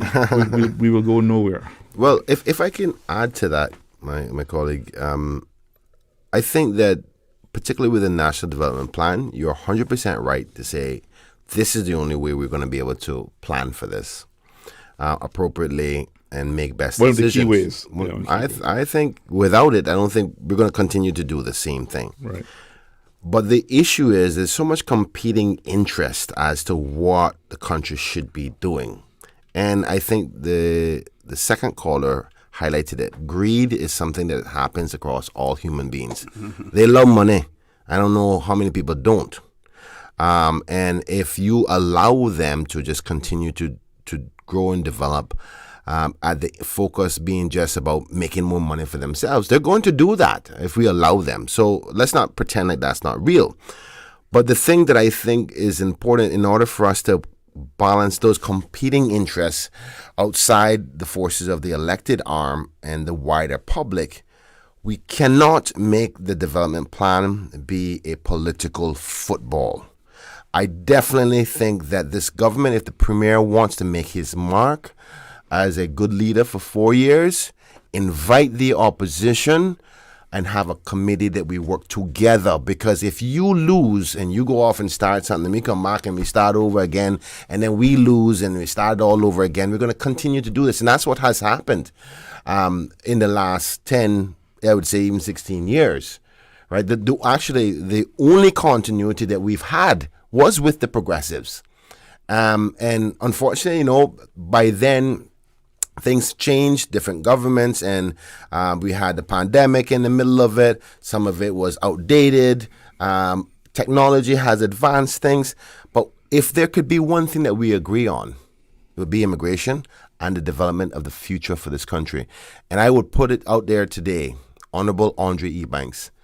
I put it to you, I ask you, in the best interest of this country, why don't we work together where regardless of which government wins in the next administration or you intend to be there, at least we know that we're going down the same path. Because 4 years is not a long time to really plan the next 50 years. I think the last major plan was it Vision 2008 that had any oomph that was going for at least a solid 10 years. Since then, even with the progressives' commitment previously before these last two administrations, by the time they were able to develop it, change in government came around, and you couldn't see the continuity of it. And I'm bold enough to say that even though I'm a progressive member now, that I think that the thing that is needed is not just a progressives national plan or this TCCP national plan. We need a together national plan to protect the country. So that's my viewpoint. I don't know if... No, I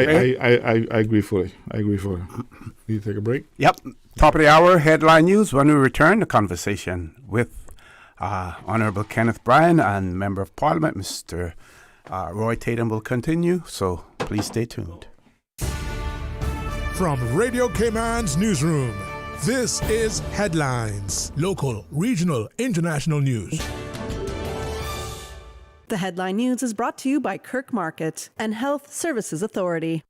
According to ORRETT, you can get the cheapest self-service regular gas on Grand Cayman at Brown's Industrial Park, where it's selling for $4.53 a gallon, which is a 6-cent drop from last week. On the diesel side of things, though, refuel has the best value, according to ORRETT's website, at $4.91 a gallon, which is unchanged since last week.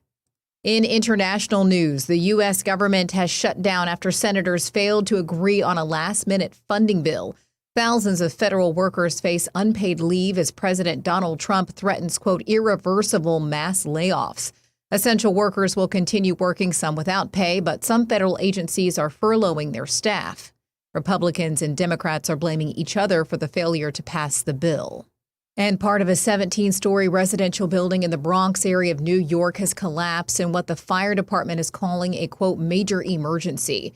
The New York Fire Department tells the BBC that operations are ongoing and no injuries have yet been reported. Unverified footage shows rubble surrounding the building, with part of the corner of the building thought to be an incinerator shaft missing. Those are your headlines. I'm Carsley Fuller. More news available at www.radiocayman.gov.ky. Check out our social media pages: Facebook, YouTube, X, formerly Twitter, Radio Cayman Headline News.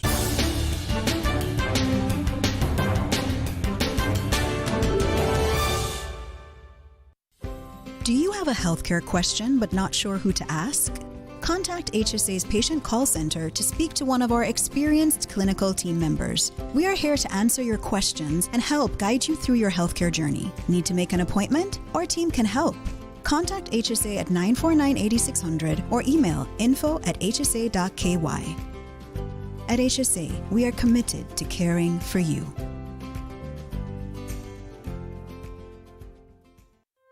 Looking for fresh, healthy food that's full of flavor? Then you've got to visit Kirk Market. Our dishes are made with fresh, high-quality ingredients. Enjoy vibrant mixed greens or satisfying pasta salads. Or try one of our delicious grill options like blackened chicken, spicy beef steak, or grilled salmon. Looking for something light and flavorful? We've got sushi rolls and poke bowls prepared daily. And don't forget to explore a hot bar or Billy Fresh salad at the salad bar. Stop by Kirk Market today for breakfast, lunch, or dinner and taste the difference. Eat well, live well with Kirk Market.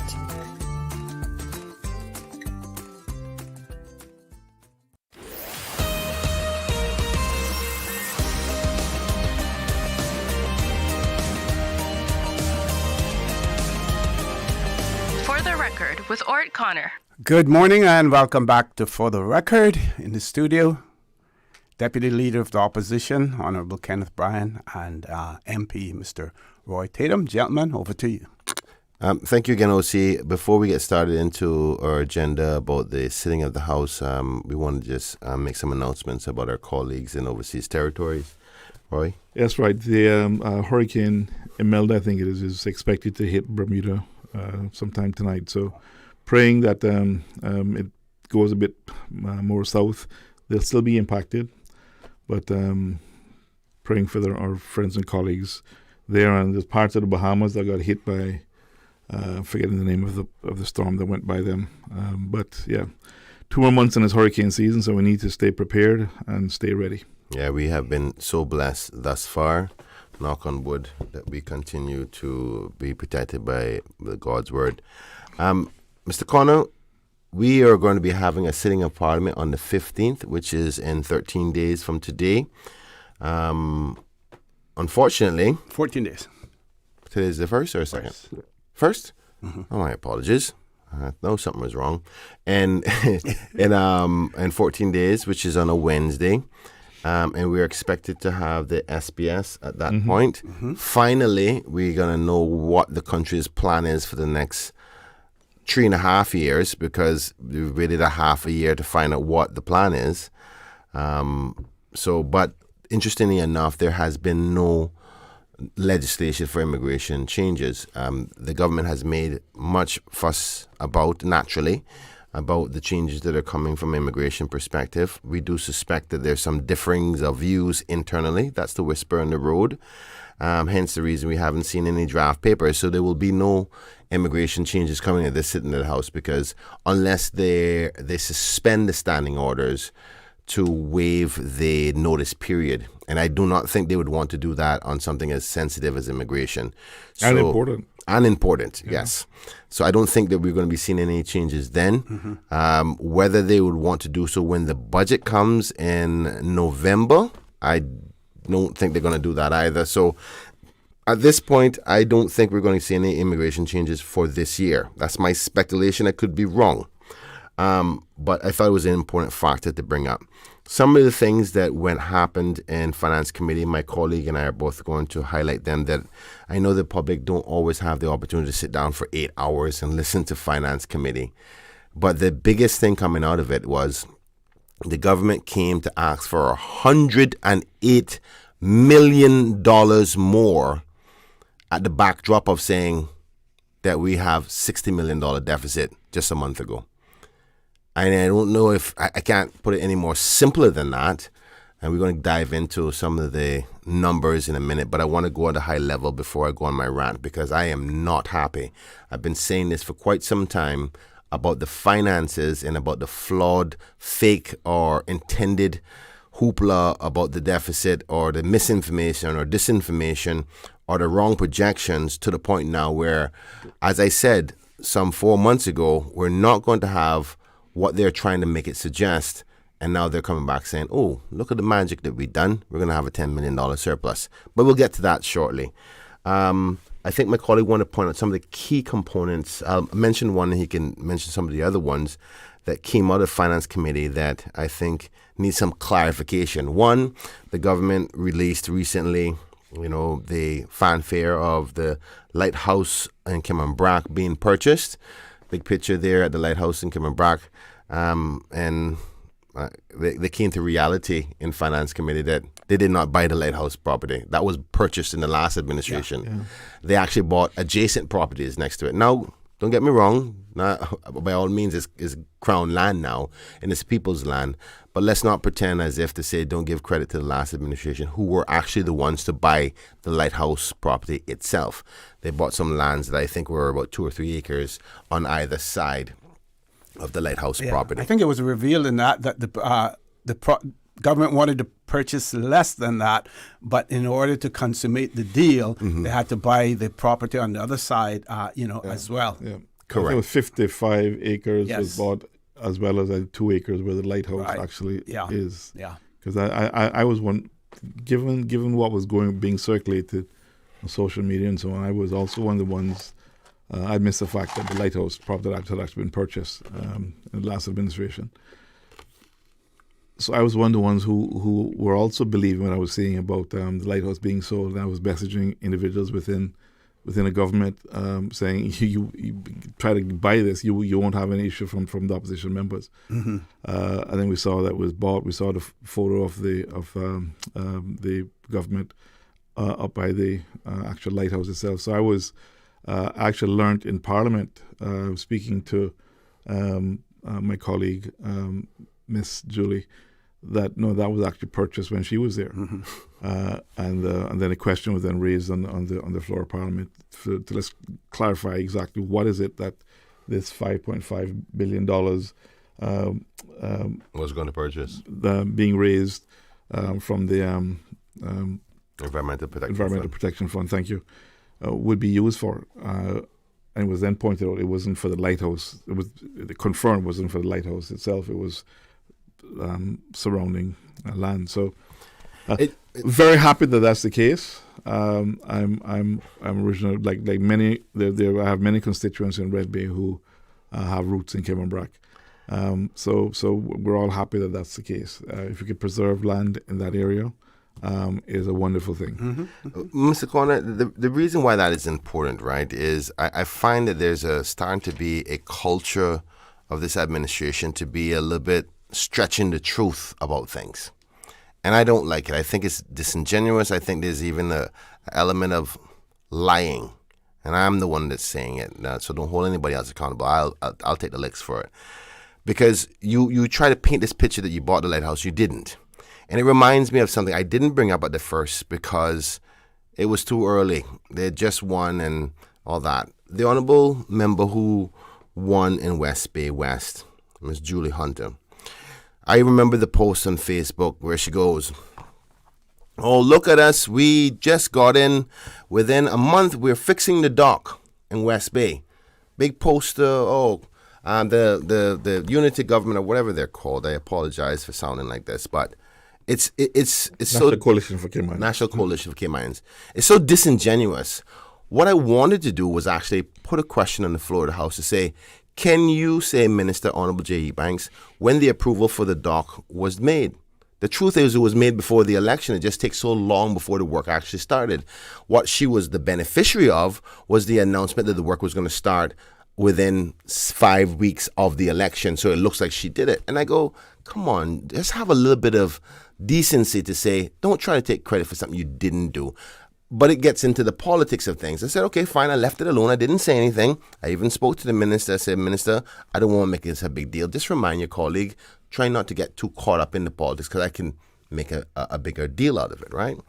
But it's these types of little things that you're hearing as if they've done something that they haven't done. And I've always said, thus far in their, even in their 100-day report, 95% of the things that they're claiming they're done are done as a result of the past administration, but yet the past administration was so terrible. Bearing in mind, 2 of their cabinet ministers were a part of it, and in even some of the things, some of the members there.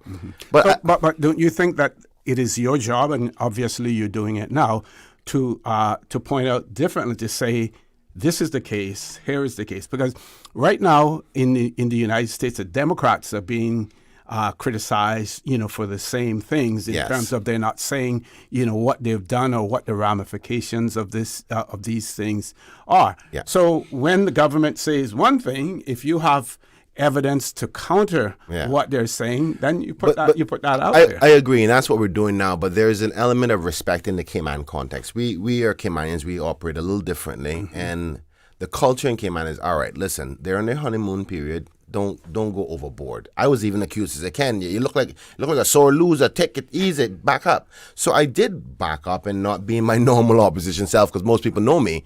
But now we're getting to a period now. We're 6 months in, and we still do not know where we're going. We shouldn't have been waiting this long for the SPS, but we're diverting from the conversation. But I'm giving you an example of a culture that we're starting to see amongst the government. Yeah. I think my colleague wants to talk about some other things. Sure. Why don't we take a commercial break, and this way we won't have to interrupt him in a half a minute. Folks, please stay tuned. For the record, we'll be back shortly. It's me again, that old gal gallivanting with Cayman Airways. Look here, I go in Tampa again, cause Tampa tickets are on sale and they're flying faster than fritters at a fish fry. I know one thing, I'm racking up all the Sir Turtle rewards miles I can get for even more trips with my award-winning national airline, Siona Erectly. Book by October 8th for travel through December 15th from just $293 CI round trip, including taxes and fees. Call 949-2311 or visit CaymanAirways.com to catch your Tampa seats on sale now. My mom's a superhero. always knows what to do when I feel icky. Yesterday, we went to West Bay Pharmacy, and they had everything she needed. Medicine, my favorite band-aids with dinosaurs, and even flavored vitamins. Mom says they keep our family healthy. I think they're magic. But don't tell anyone. I think superhero shop at West Bay Pharmacy. West Bay Pharmacy, where the superheroes shop. West Bay Pharmacy and Centennial Towers. Convenient quality care is just around the corner. Can you imagine your home completely organized? At Brand Source Custom Closets, we can. We specialize in designing and building custom closets and storage units for any room in your home, including the garage. With tailored designs and custom LED lighting solutions to fit your lifestyle and budget, our custom closets expert is committed to enhancing the value of your home with a solution that is uniquely yours. Visit our showroom or call 623-6774 to schedule a no-obligation appointment with our design expert. Brand Source Custom Closets, 209 Dorsey Drive, Industrial Park.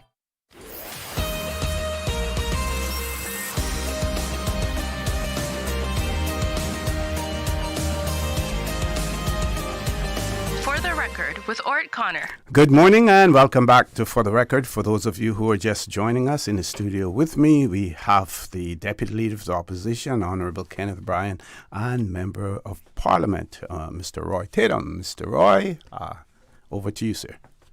Thank you. I just wanted to just mention earlier the Deputy Leader mentioned that in the last Finance Committee, the government came asking for, but also prepared to pass, because they had the numbers to pass it, an additional $108 million. It was $107 million, and then they added on $1 million during Finance Committee. As a friend of mine sent me a note that said something along the lines of, I always knew that the Honourable Minister of Finance was an extremely capable individual, extremely smart, but I can now add magician or wizard, whichever one he said, to his many other accolades, because he's turned a huge deficit, spent another $108 million, and still ended up with a $10 million surplus. So I thought that was actually worth pointing out. Again, to highlight what the Deputy Leader said earlier. And I think this goes to the issue of us being able to, I've said this many times, and some civil servants may disagree with me, but I still think we are challenged, and it's a systemic issue. I'm not blaming particular individuals. We are challenged with getting forecasting correct. And it is too unimportant. And to me, this, as I mentioned during Finance Committee, it's not about politics. All right. If one day I am sitting in a minister's seat, I would want to make sure that the numbers I'm receiving can be relied upon. So it's important that we actually get that right. And the minister did address that on the show here last Friday. That moves will be taken to rectify that and to improve the system. Yeah, but I wish he would also at the same time stop pretending that he also didn't have concerns, which is why I think he brought the SPS forward, because he indicated at the time, if I remember correctly, Deputy, that one of the reasons was he wanted to shorten, he wanted to be as close to budget time to make sure that the information he had was accurate. So he had his concerns as well. So good segue, Mr. Tatum, in respect to what we should be going into. And I think you said a very good point there. We have to get our forecasting correct. But, Mr. Connor, I'm going to go down a bit of a sensitive area for me today by saying that it's kind of a little late for you to say that now. The election is past. We just talked about forecasting. And it's good to admit that, oh boy, we're not doing a good job on our forecasting, but there's a pre-election report that was used as a key component for campaigning against the current opposition now, and used as a political tool to try to win the government. And they were successful at it. And so you can't say, oh, the forecasting isn't that great, but don't admit that the forecasting in the preview wasn't that great either. It's the same people who did the same document, and they're using the forecasting now. But my point is that we do have to fix it. And I'm glad that they're acknowledging the problem, but it's still, forget about the pre-election report. Let's get back to more current after the election. They came here on your show and said they were projected to have a $60 million deficit. The former premier go into a finance committee. They say, well, we didn't really say it. We kind of didn't officially announce it. And the minister came here on Friday, last week, and said, no, well, we didn't really say it was a $60 million deficit. You cannot, as an elected member of government, come and put the anxiety in the public, so much so that the media picked up on it and said, one of your members is saying that we're projecting to have a $60 million deficit. And I believe someone I heard, because I haven't gone back yet to look at the YouTube, was it the 25th of July? Yes. When he said, when I think I heard that in finance committee. It was that was the date that was given. So I'm going to go back and look at that because I think it's important, and maybe play that back because it's important. I think for the public, the people of the Cayman Islands, to hear precisely what was said rather than being paraphrased by either side. Correct, and it's not like when the media made a report on it, they went back and said, oh, I'm sorry, that is a misprint. That's not factual. But let's just say in finance committee on Wednesday, was it Wednesday? Wednesday, when do we have finance committee? Thursday. They try to pull back and say, no, they didn't say that. Okay, fine. It wasn't a $60 million deficit. The one thing you are relying on is on the $26 million deficit, right? Okay, no problem. So you're at a $26 million deficit. You come in now for $108 million. So you're negative 26. You add another 108 onto it, and you're going to have a $10 million surplus. Who are you talking to, and who do you think is going to be that silly to believe that things were so bad and the deficit was so bad, so deep, that you can come and get 108. Now I want to say 103 because $5 million out of it came out of the Environmental Protection Fund. So technically, new monies wise, it was $103 million. But if we were truly in this deficit that they were talking about of $26 million, how could you come and get 103 more million plus project to be at a $10 million surplus at the end of this year? What the numbers are not making sense. But what about where does the $150 million line of credit factor into this? Oh, well, I won't. Maybe the minister because if you're drawing down on that, then are you? Well, they have admitted they borrowed $25 million. Right. Okay, so let's just take off $25 million. Now you're at 75. At 75. So are they my question is, are they factoring in that line of credit in terms of calculating the $10 million surplus? The debt is still there.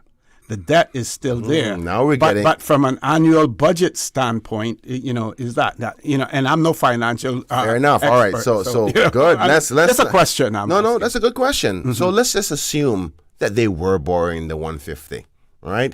And that's where the money is coming from. Why don't you say that? Is it because you don't want the country to know that you're putting the country in further debt after campaigning to say how bad the government was and they were putting the country in debt? Now, I'm taking this a little bit personal. I'm going to tell you why. You see, Roy Tatum, very good person. But he had to suffer the consequences of me being a former government member. The progressives themselves had 3 members come on board whose decisions shouldn't have. My leader, I have to apologize to him every day because I allowed them to get away with dishonesty, disinformation, misinformation to the public about our finances and BS us all the way through it. And I can promise you this, I don't care how much the Minister of Finance may come on this radio and say, I don't know nothing about accounting. The truth is coming out slowly but surely, and because the public doesn't quite understand the accounting principles to tie it all together, the good thing I used to do as a reporter is bring complicated matters down to a specific time period, and I'm doing a proper video on this to explain how it all works and how we got to this point. Okay. Because there's a lot of dishonesty happening. It's just that the numbers are becoming more pronounced now. They go, hold on, I may not know how government runs and all that, but $103 million and we're in a deficit. Now you're going to have a surplus. You remember when I called for the first quarter and there was a first quarter surplus more than projected revenue, and it was $50 million, and I called in the show and I said, well, OC, if they have $50 million more than they had forecast in the first place over in revenue, that must mean the deficit is gone. They said, no, we calculated for that. The deficit is still the deficit. Then the second quarter came in. We made more money again, more revenue. Now, they know they don't want to highlight the revenue because it would have been based on the decisions the past administration made, right? So more revenue again. Obviously, if you're making more revenue than you projected based on your projections, then obviously you would be depleting some of that deficit. And they won't accept that. You know why? Because it doesn't look good if what they projected and what they sold the country on was actually a fallacy. And I'm calling on the governor today. This is not progressive. This is Kenneth Bryan. Calling on the governor today with her admittance and with their admittance of accepting UK support to come in and help the Ministry of Finance with their projections. Therefore, something is wrong. And you know what's at risk? Our democracy. Too many Caymanians today voted on the basis of, boy, you know what? I have to trust this. Look at this amazing report that came out, and it looks bad. The government, 3 members on it, Kenneth, Bryan, John, and Julie, was on the PPM ticket, and they suffered. The progressives suffered because of a faulty report upon which I am now a part of their team. I almost feel like I shouldn't have been on it because they got affected. Because that's what the now government, both parties, TCCP and the National Party, attacked them on a report. And I have the clips where they said, Dan Scott said on the debate, we were at risk of the UK government coming in to take over this country on that basis of that report that we now find out today was flawed. You affected the election. Now, there's some people I know who did not vote for the progressives, not because they have good experience and history of showing stability and all that. On the basis of this report and flawed information that we now see today, you affected the election. And that's a serious problem. Then you're going to say afterwards, we're going to get in some specialists to come and help us with our forecasting. It's too late now. The people have already voted, and they voted on the basis of a projection. Here's another thing. You may have heard me ask in finance about whether if a person state a projection as a fact or truth. Andre Ebanks stated to the country in a statement from TCP to the public that the preview was a statement of fact of the country's finances. And it wasn't. It was a projection. I asked the minister on Finance Committee on Thursday, I said, what would you say to that? He says, well, it's not a fact, it's a projection. Now, they didn't sell it was a projection. They didn't say, country, we're projected to have a $26 million deficit. We mightn't because it's all projections. In the campaign, it was a fact and a statement of truth. And we have to get to the bottom of this because the truth is, I believe, and this is my opinion and make the media report it, the progressives were cheated out of a government based on misinformation and disinformation based on projectors who can't project. And who cannot forecast appropriately. So what do you say then to those persons who would observe and say, the same system, these same projections were relied on by previous governments, including yours? Yeah, well, I tell you, we had, matter of fact, Roy, you spoke about this so many times. Actually, in the last government, there was a projected 2021 election. Mm-hmm. Now, I'll tell you this, I'm responsible for Kenneth Bryan. Now, if the opposition then didn't want to bring it up and say a thing, that's up to them. But I'm in opposition now, and I'm not going to make somebody say something that is not factual. So come out and defend the position publicly. So I'll come on the radio on Wednesday, the government will come on Friday, and we can do this back and forth. Or we can have you all on at the same time. Have a finance committee right here. Let's do it. Because check this out, Mr. Corner.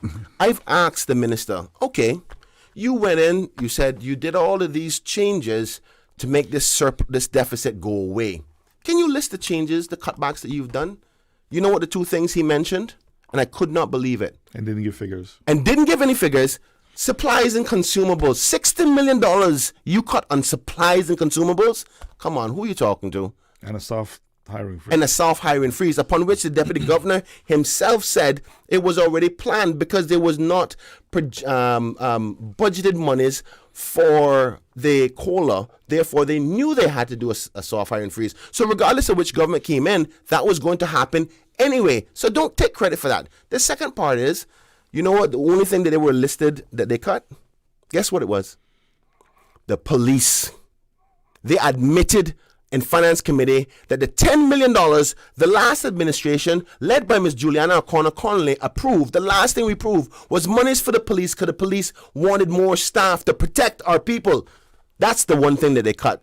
Almost $10 million. You know what they gave them? Just under $2 million.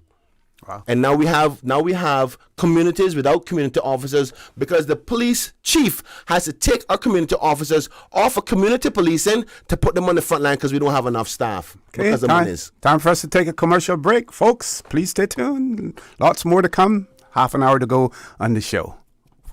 Storms bring wind, rain, and unexpected costs to buy supplies, secure your home, or make minor repairs. Incidental expenses not covered by insurance. Until now, with Cineco's parametric coverage, you get automatic payouts within 2 to 3 weeks of a Category 3 or stronger hurricane, whether or not you have damage. Available only through Cineco's homeowners insurance. Visit Cineco.ky to get a quote today. Cineco, keeping Cayman covered. Accidents and illnesses can strike without warning. Ouch! When it comes to urgent care, every second counts. At Doctors Hospital, we have a dedicated team of experienced doctors and nursing staff available to you 24 hours a day, 7 days a week. Don't waste time in an overcrowded emergency room when you need urgent care. Whether it's a broken bone, a severe infection, or a sudden illness, trust in Doctors Hospital's unwavering dedication to providing the best immediate care. For complete urgent care when you need it the most, choose Doctors Hospital, located in Georgetown, 16 Middle Road. She hear clunk and her car stop. I was just about to send her some money, so I send it straight to her JN money transfer card. It cost me less, and perhaps she use the card, pay the garage right away. She'll get discount through the JN Rewards program in Jamaica. This card make things easy. You can even get funds at any multi-link ATM. JN Money Transfer Card. Fast, affordable, convenient. Tell your loved ones in Jamaica about it. Sign up is free.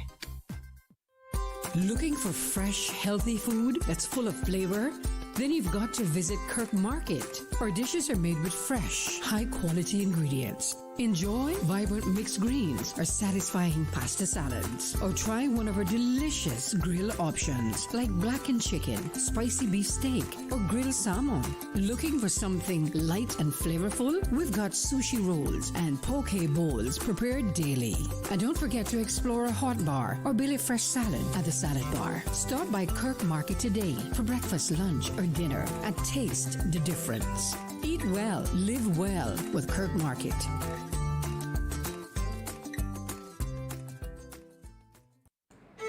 Cayman, have you heard the news? The National Heroes Day Awards are now officially known as the National Recognition Awards, a name that distinguishes these recipients from those honored as national heroes. Nominations for the 2026 awards are now open. This year's theme is physical infrastructure, and we're looking for individuals or groups who've made a lasting impact on our islands. Submit your nomination by October 15th at gov.ky/YSCH. That's gov.ky/YSCH. Need help completing the form? Visit your nearest public library. This message is brought to you by the Ministry of Youth, Sports, Culture, and Heritage.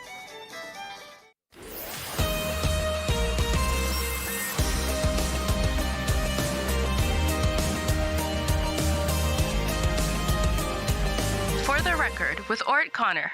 Good morning and welcome back to For the Record. Less than a half an hour to go in the show with Deputy Leader of the Opposition, Honourable Kenneth, Bryan, and the Member of Parliament, Mr. Roy Tatum. Gentlemen, over to you. Thank you, Mr. Connor. I think sometimes it's good, like good health, healthy mental health to get things off your chest. And I think I'm going to get it off my chest today. Okay. Because if they think for one way or the other, that obviously I'm a little bit different than all the other members of opposition. I'm going to see how I feel. I belong down to Bryan, and that's the way it is. We can deal with it later on. But it's so interesting that the monies, we had a finance committee, what was it, in July? Was it in July or June? June. In June. They came for money for two main ministries, Health Services and Department of Children and Families, Department of Financial Assistance, NGS 55, and HSA 2, and another one.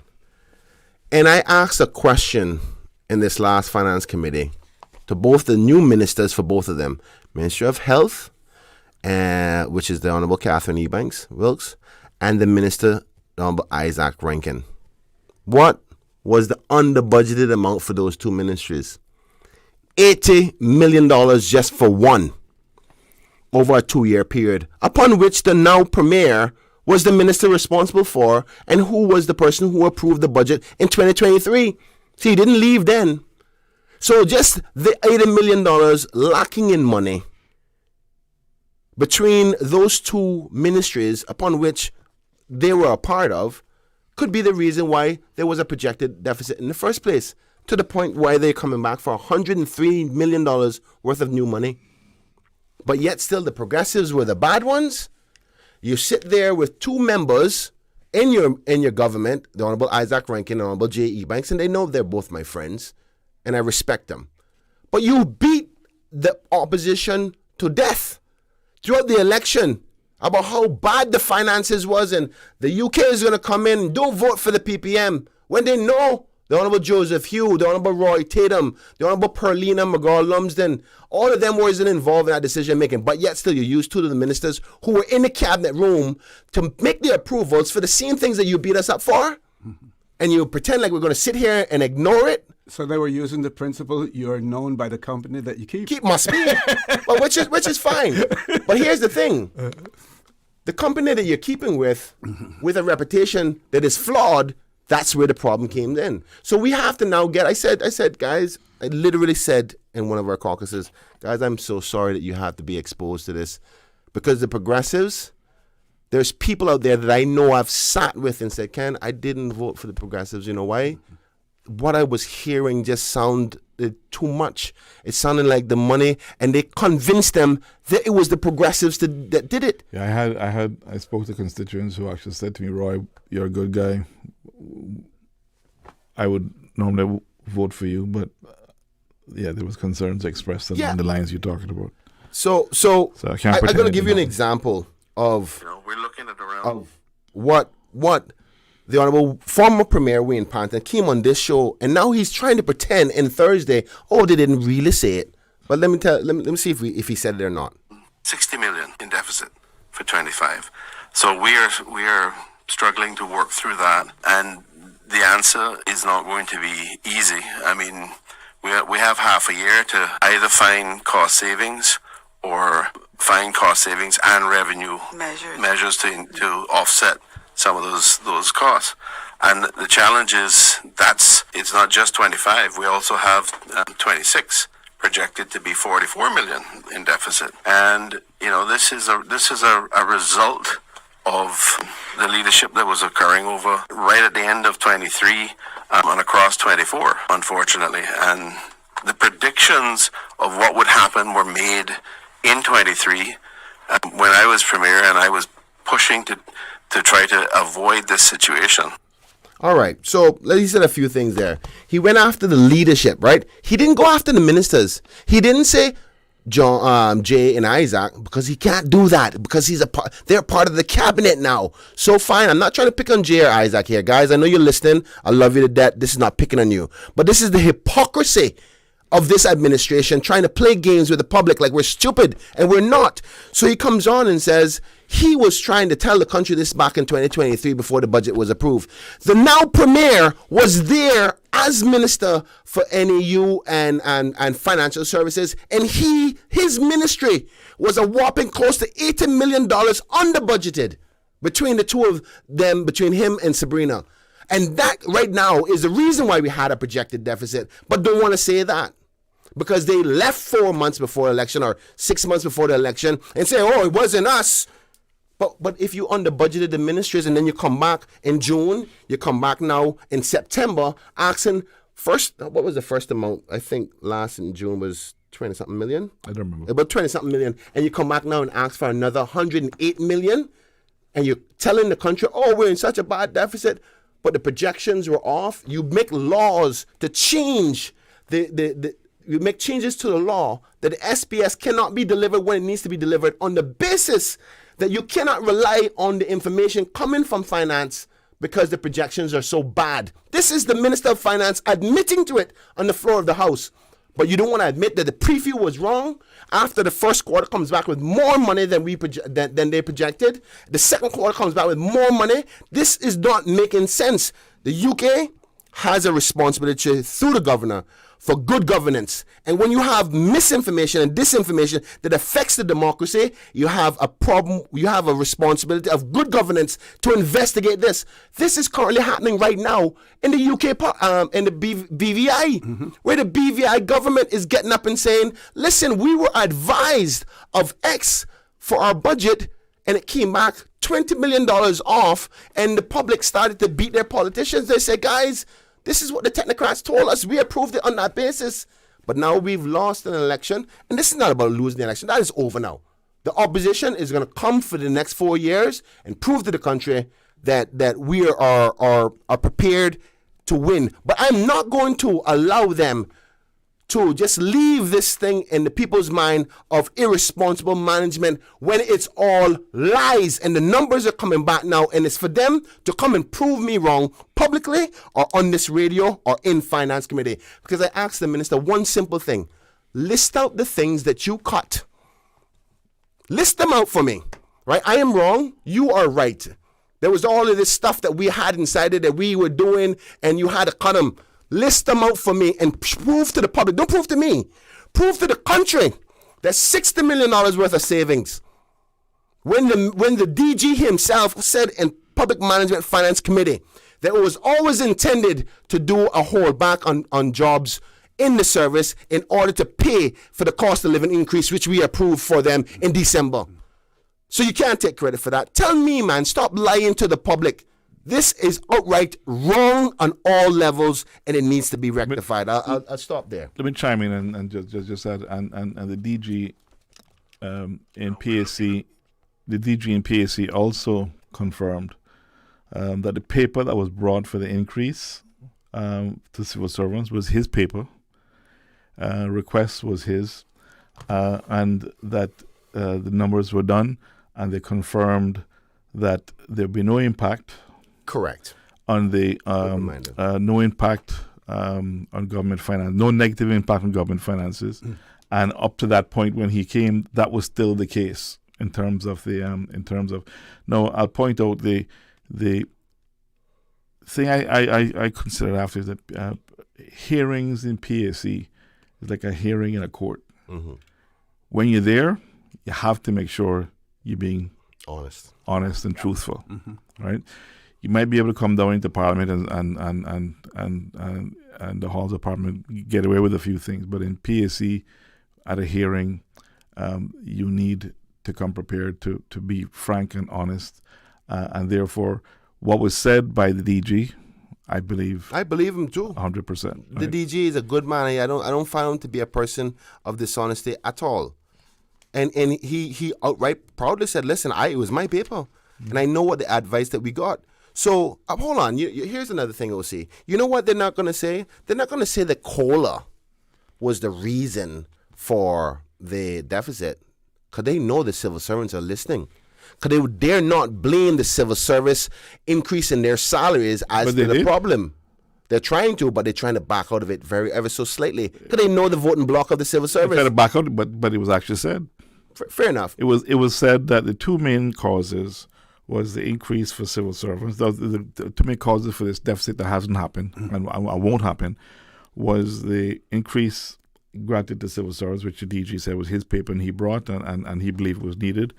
And the other thing was the increases for the pensioners and seafarers and so on, right, who government provides assistance for. It was increased to $1,500. Yeah. And again, those are the two main things that they may try to back out of it now. Mm-hmm. But that was said. Well, It's weird because you have in December the deputy governor saying, listen, there's not going to be this major cabinet decision will not have a deficit effect. That's coming from your deputy governor in Public Finance Committee, a statement of fact. And then 2.5 months later, you have a deficit projection.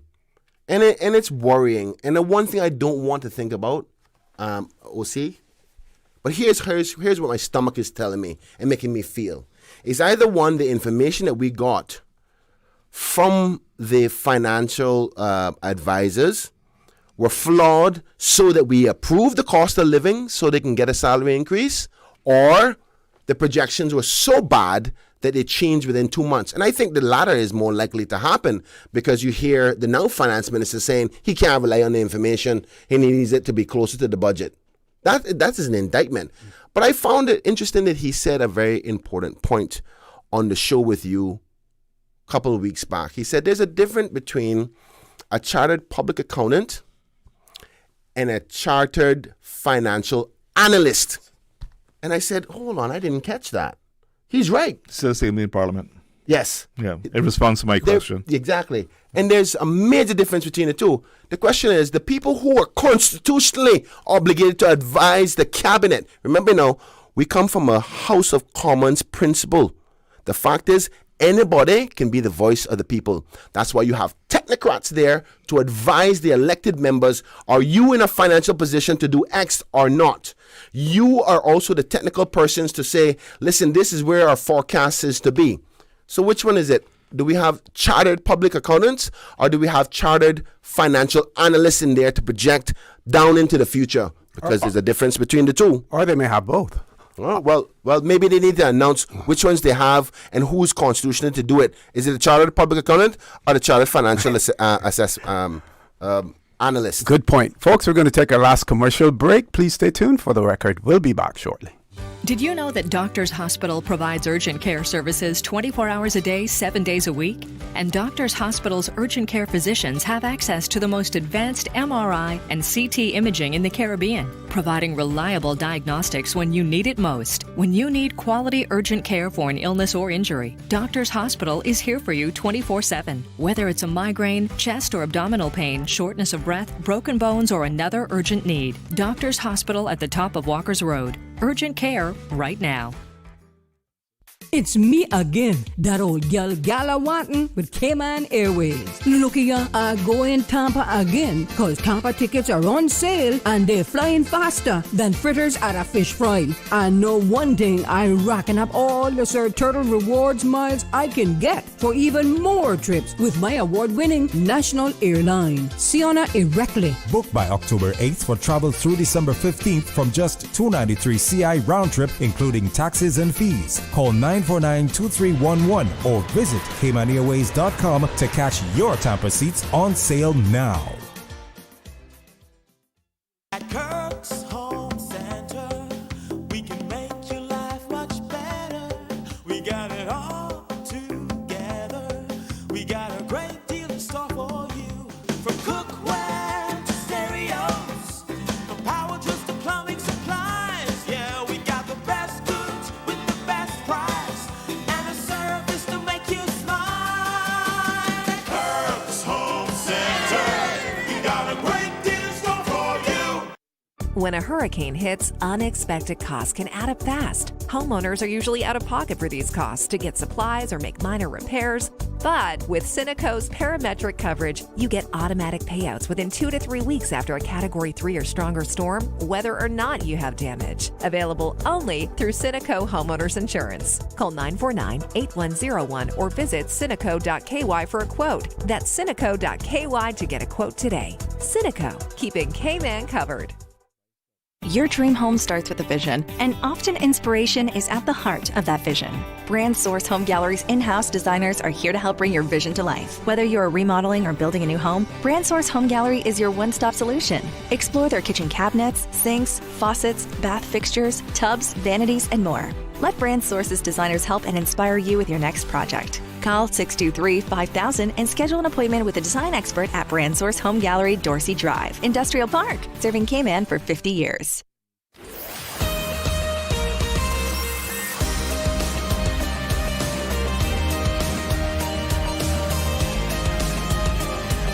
For the Record with ORRETT Connor. Good morning and welcome back to For the Record. We're on the last leg of the show this morning. 10 minutes to go.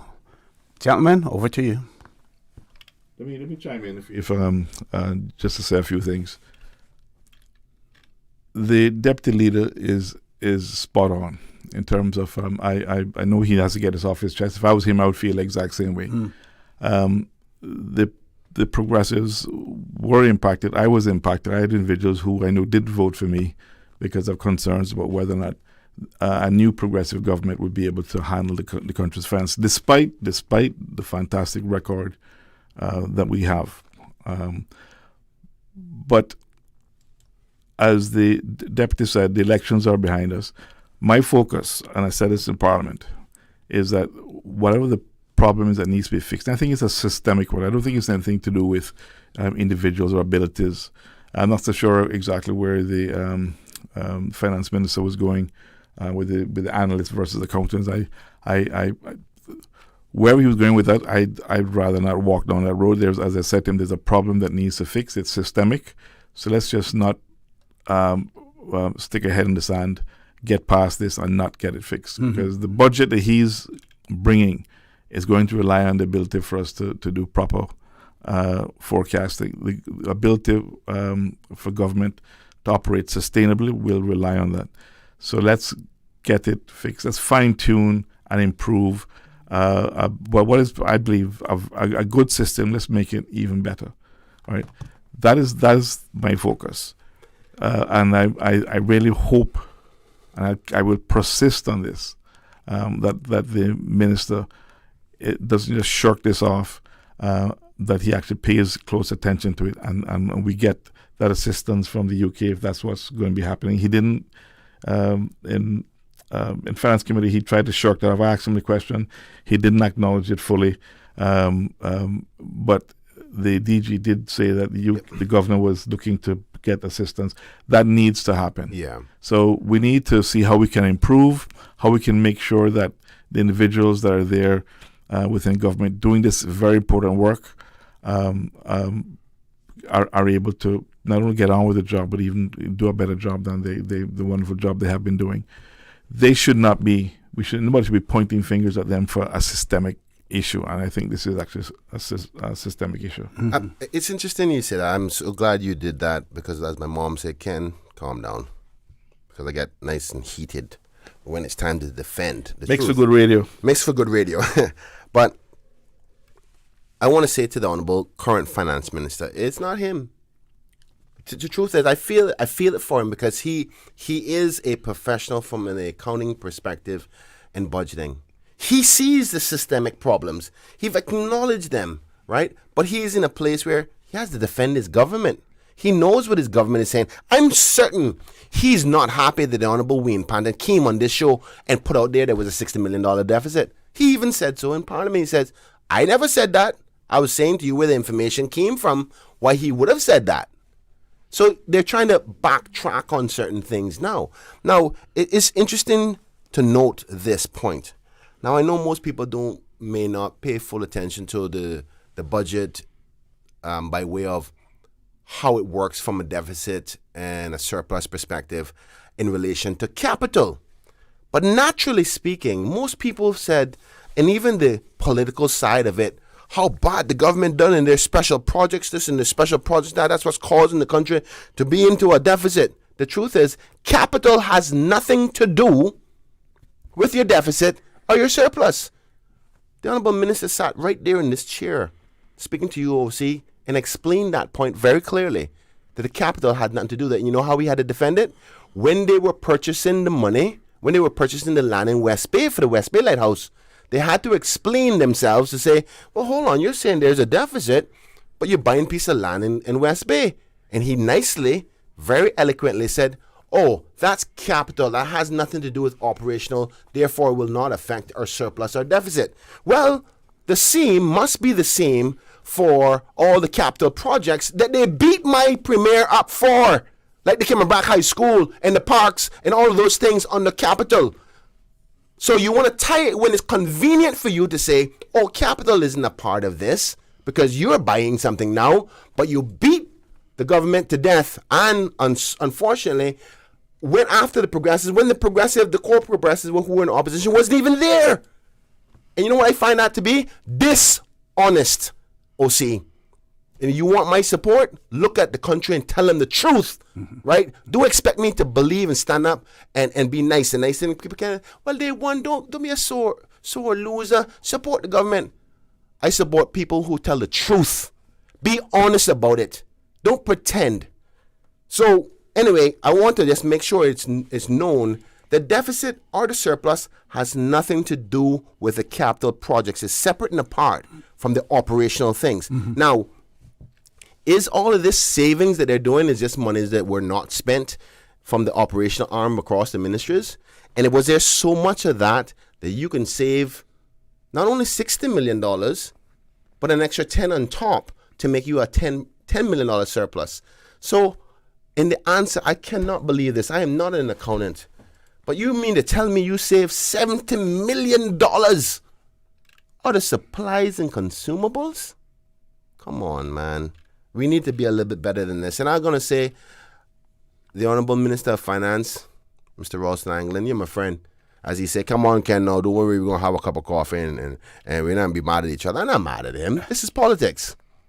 But you need to defend your government that you weren't a part of before, who tried to sell the country something totally different. And they keep on forgetting every single day that the decisions that they're claiming that were so terrible, 2 ministers of your current cabinet were in the room making those decisions. Now, I still stand today to say those decisions weren't bad. But if you're going to accuse of that, how can you be so hypocritical to then put them in another cabinet again? Right? Come on. Anyway, it's 3 minutes left. 3 minutes left. I think today's show will make enough news for the day. I want to say clearly, this discussion today was from Kenneth, because the progressive, the Honorable Joseph, you are a leader, Honorable Roy Tatum, all the members who ran with the progressives had nothing to do with the operations of the last government. Guilty by association, but I'm going to make sure that the reputation of Kenneth, Bryan, Donna, Bryan Boy isn't ruined, because God forbid I would never ever do that to the good people of Georgetown Central or the Cayman Islands, to go in there consciously making bad decisions. We are based on projections, and we've accepted that the projection system or how it's done is flawed. And the simple example of the governor calling for support for the Ministry of Finance to do better at their projections answers all your questions right there. And the fact that we had so much influence on that pre-election report to damage the election tells you everything. And we're going to look back and say that this last election wasn't a fair one. And I think people are coming to terms with that now, and we'll be looking quite a lot more closely to the administration's process moving forward. If I could point out, it is also in the interest of the United Kingdom government to feel reassured that, you know, our budgeting and our projections are accurate, because don't forget, at the end of the day, that the Cayman Islands, we are a contingent liability on the government of the United Kingdom. Should the Cayman Islands default, you know, on our financial obligations, then it falls to the UK government. Correct. It has never happened before, and we don't know how they will react, you know, in relation to that. I'm just reading the story now again about, you know, Montserrat and how the Foreign and Commonwealth Office in 1995, after the eruption of the volcano over there, how they handled the Montserratian people. And now we see the story that you shared with me from the Guardian, UK accused of stark injustice as woman from Montserrat refused to free national health services care as well. I'm going to try to contact the writer of this, because there is so much that they missed in relation to this. They need to talk about the United Kingdom and this offer of British citizenship. I'll give you the number for the MP and how over there. Andrew Rosendale. Yeah. Yeah. Give his number, give him a I think call. I have his contact still. Good friend with former Minister Arden and former leader, leader of the opposition, Arden McLean as well, Andrew Rosendale, and he's one of the shadow ministers for FCO. But Andrew's still around? Yeah. Elected? Okay. They need to talk about this whole issue because, in essence, if the UK had not, as usual, when it comes to nationality legislation, they're heeing and hawing and making, exclusions here, exclusions there. They still maintain this whole thing that if you're a British overseas territorial citizen and you want to become a British citizen, and if it's by operation of law means that you don't really have to apply for it, that you only activate it when you apply for a British passport, and then you're a British citizen. They need to talk about all of those things here because, in essence, this woman, to a certain extent, is a British citizen, even though she may not have resided in the UK long enough to access the services that they provide there. But she, in essence, is a citizen. So I really want to talk to this Guardian journalist, because I'd like to share. One of these days, I'll something share with with them. you the story of I won't say who she is, but she's very close to me. The young lady who got deported from the UK wrongly, and I was able to sit at a table in London and listen to the former Premier at the time, Sir Alden McLaughlin, lambast them for how badly they treated a Caymanian who was a British citizen. And wrongly deported because their immigration officers in Manchester, where it occurred, did not have a full appreciation for the situation between the UK and overseas territorial citizens. But I know we're out of time. I didn't say very much today. I thought I should just sit back and let my colleague, the deputy, get a lot of stuff off his chest. So I was smiling as he did that. There's a lot that's been said here today that needed to be said. I will say that I was elected. I understand what he means when he says I may have been cheated, but I was elected. I intend to do my job. My point in regards to this perfumes is looking forward. What's happened. Yeah. Look forward to make sure if there's things that need to be fixed, we fix it. One day I'm hoping to sit as a minister, and I'm going to want to make sure that the people doing the work have the tools that they need to do an even better job than we do at the current time. So I'll leave it at that.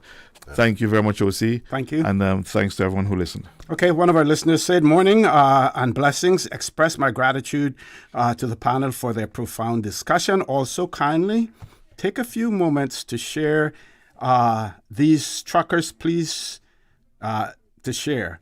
Truckers, please cover the back of your trucks. Yes. Falling out materials is scary. Yeah, I had some fun yesterday.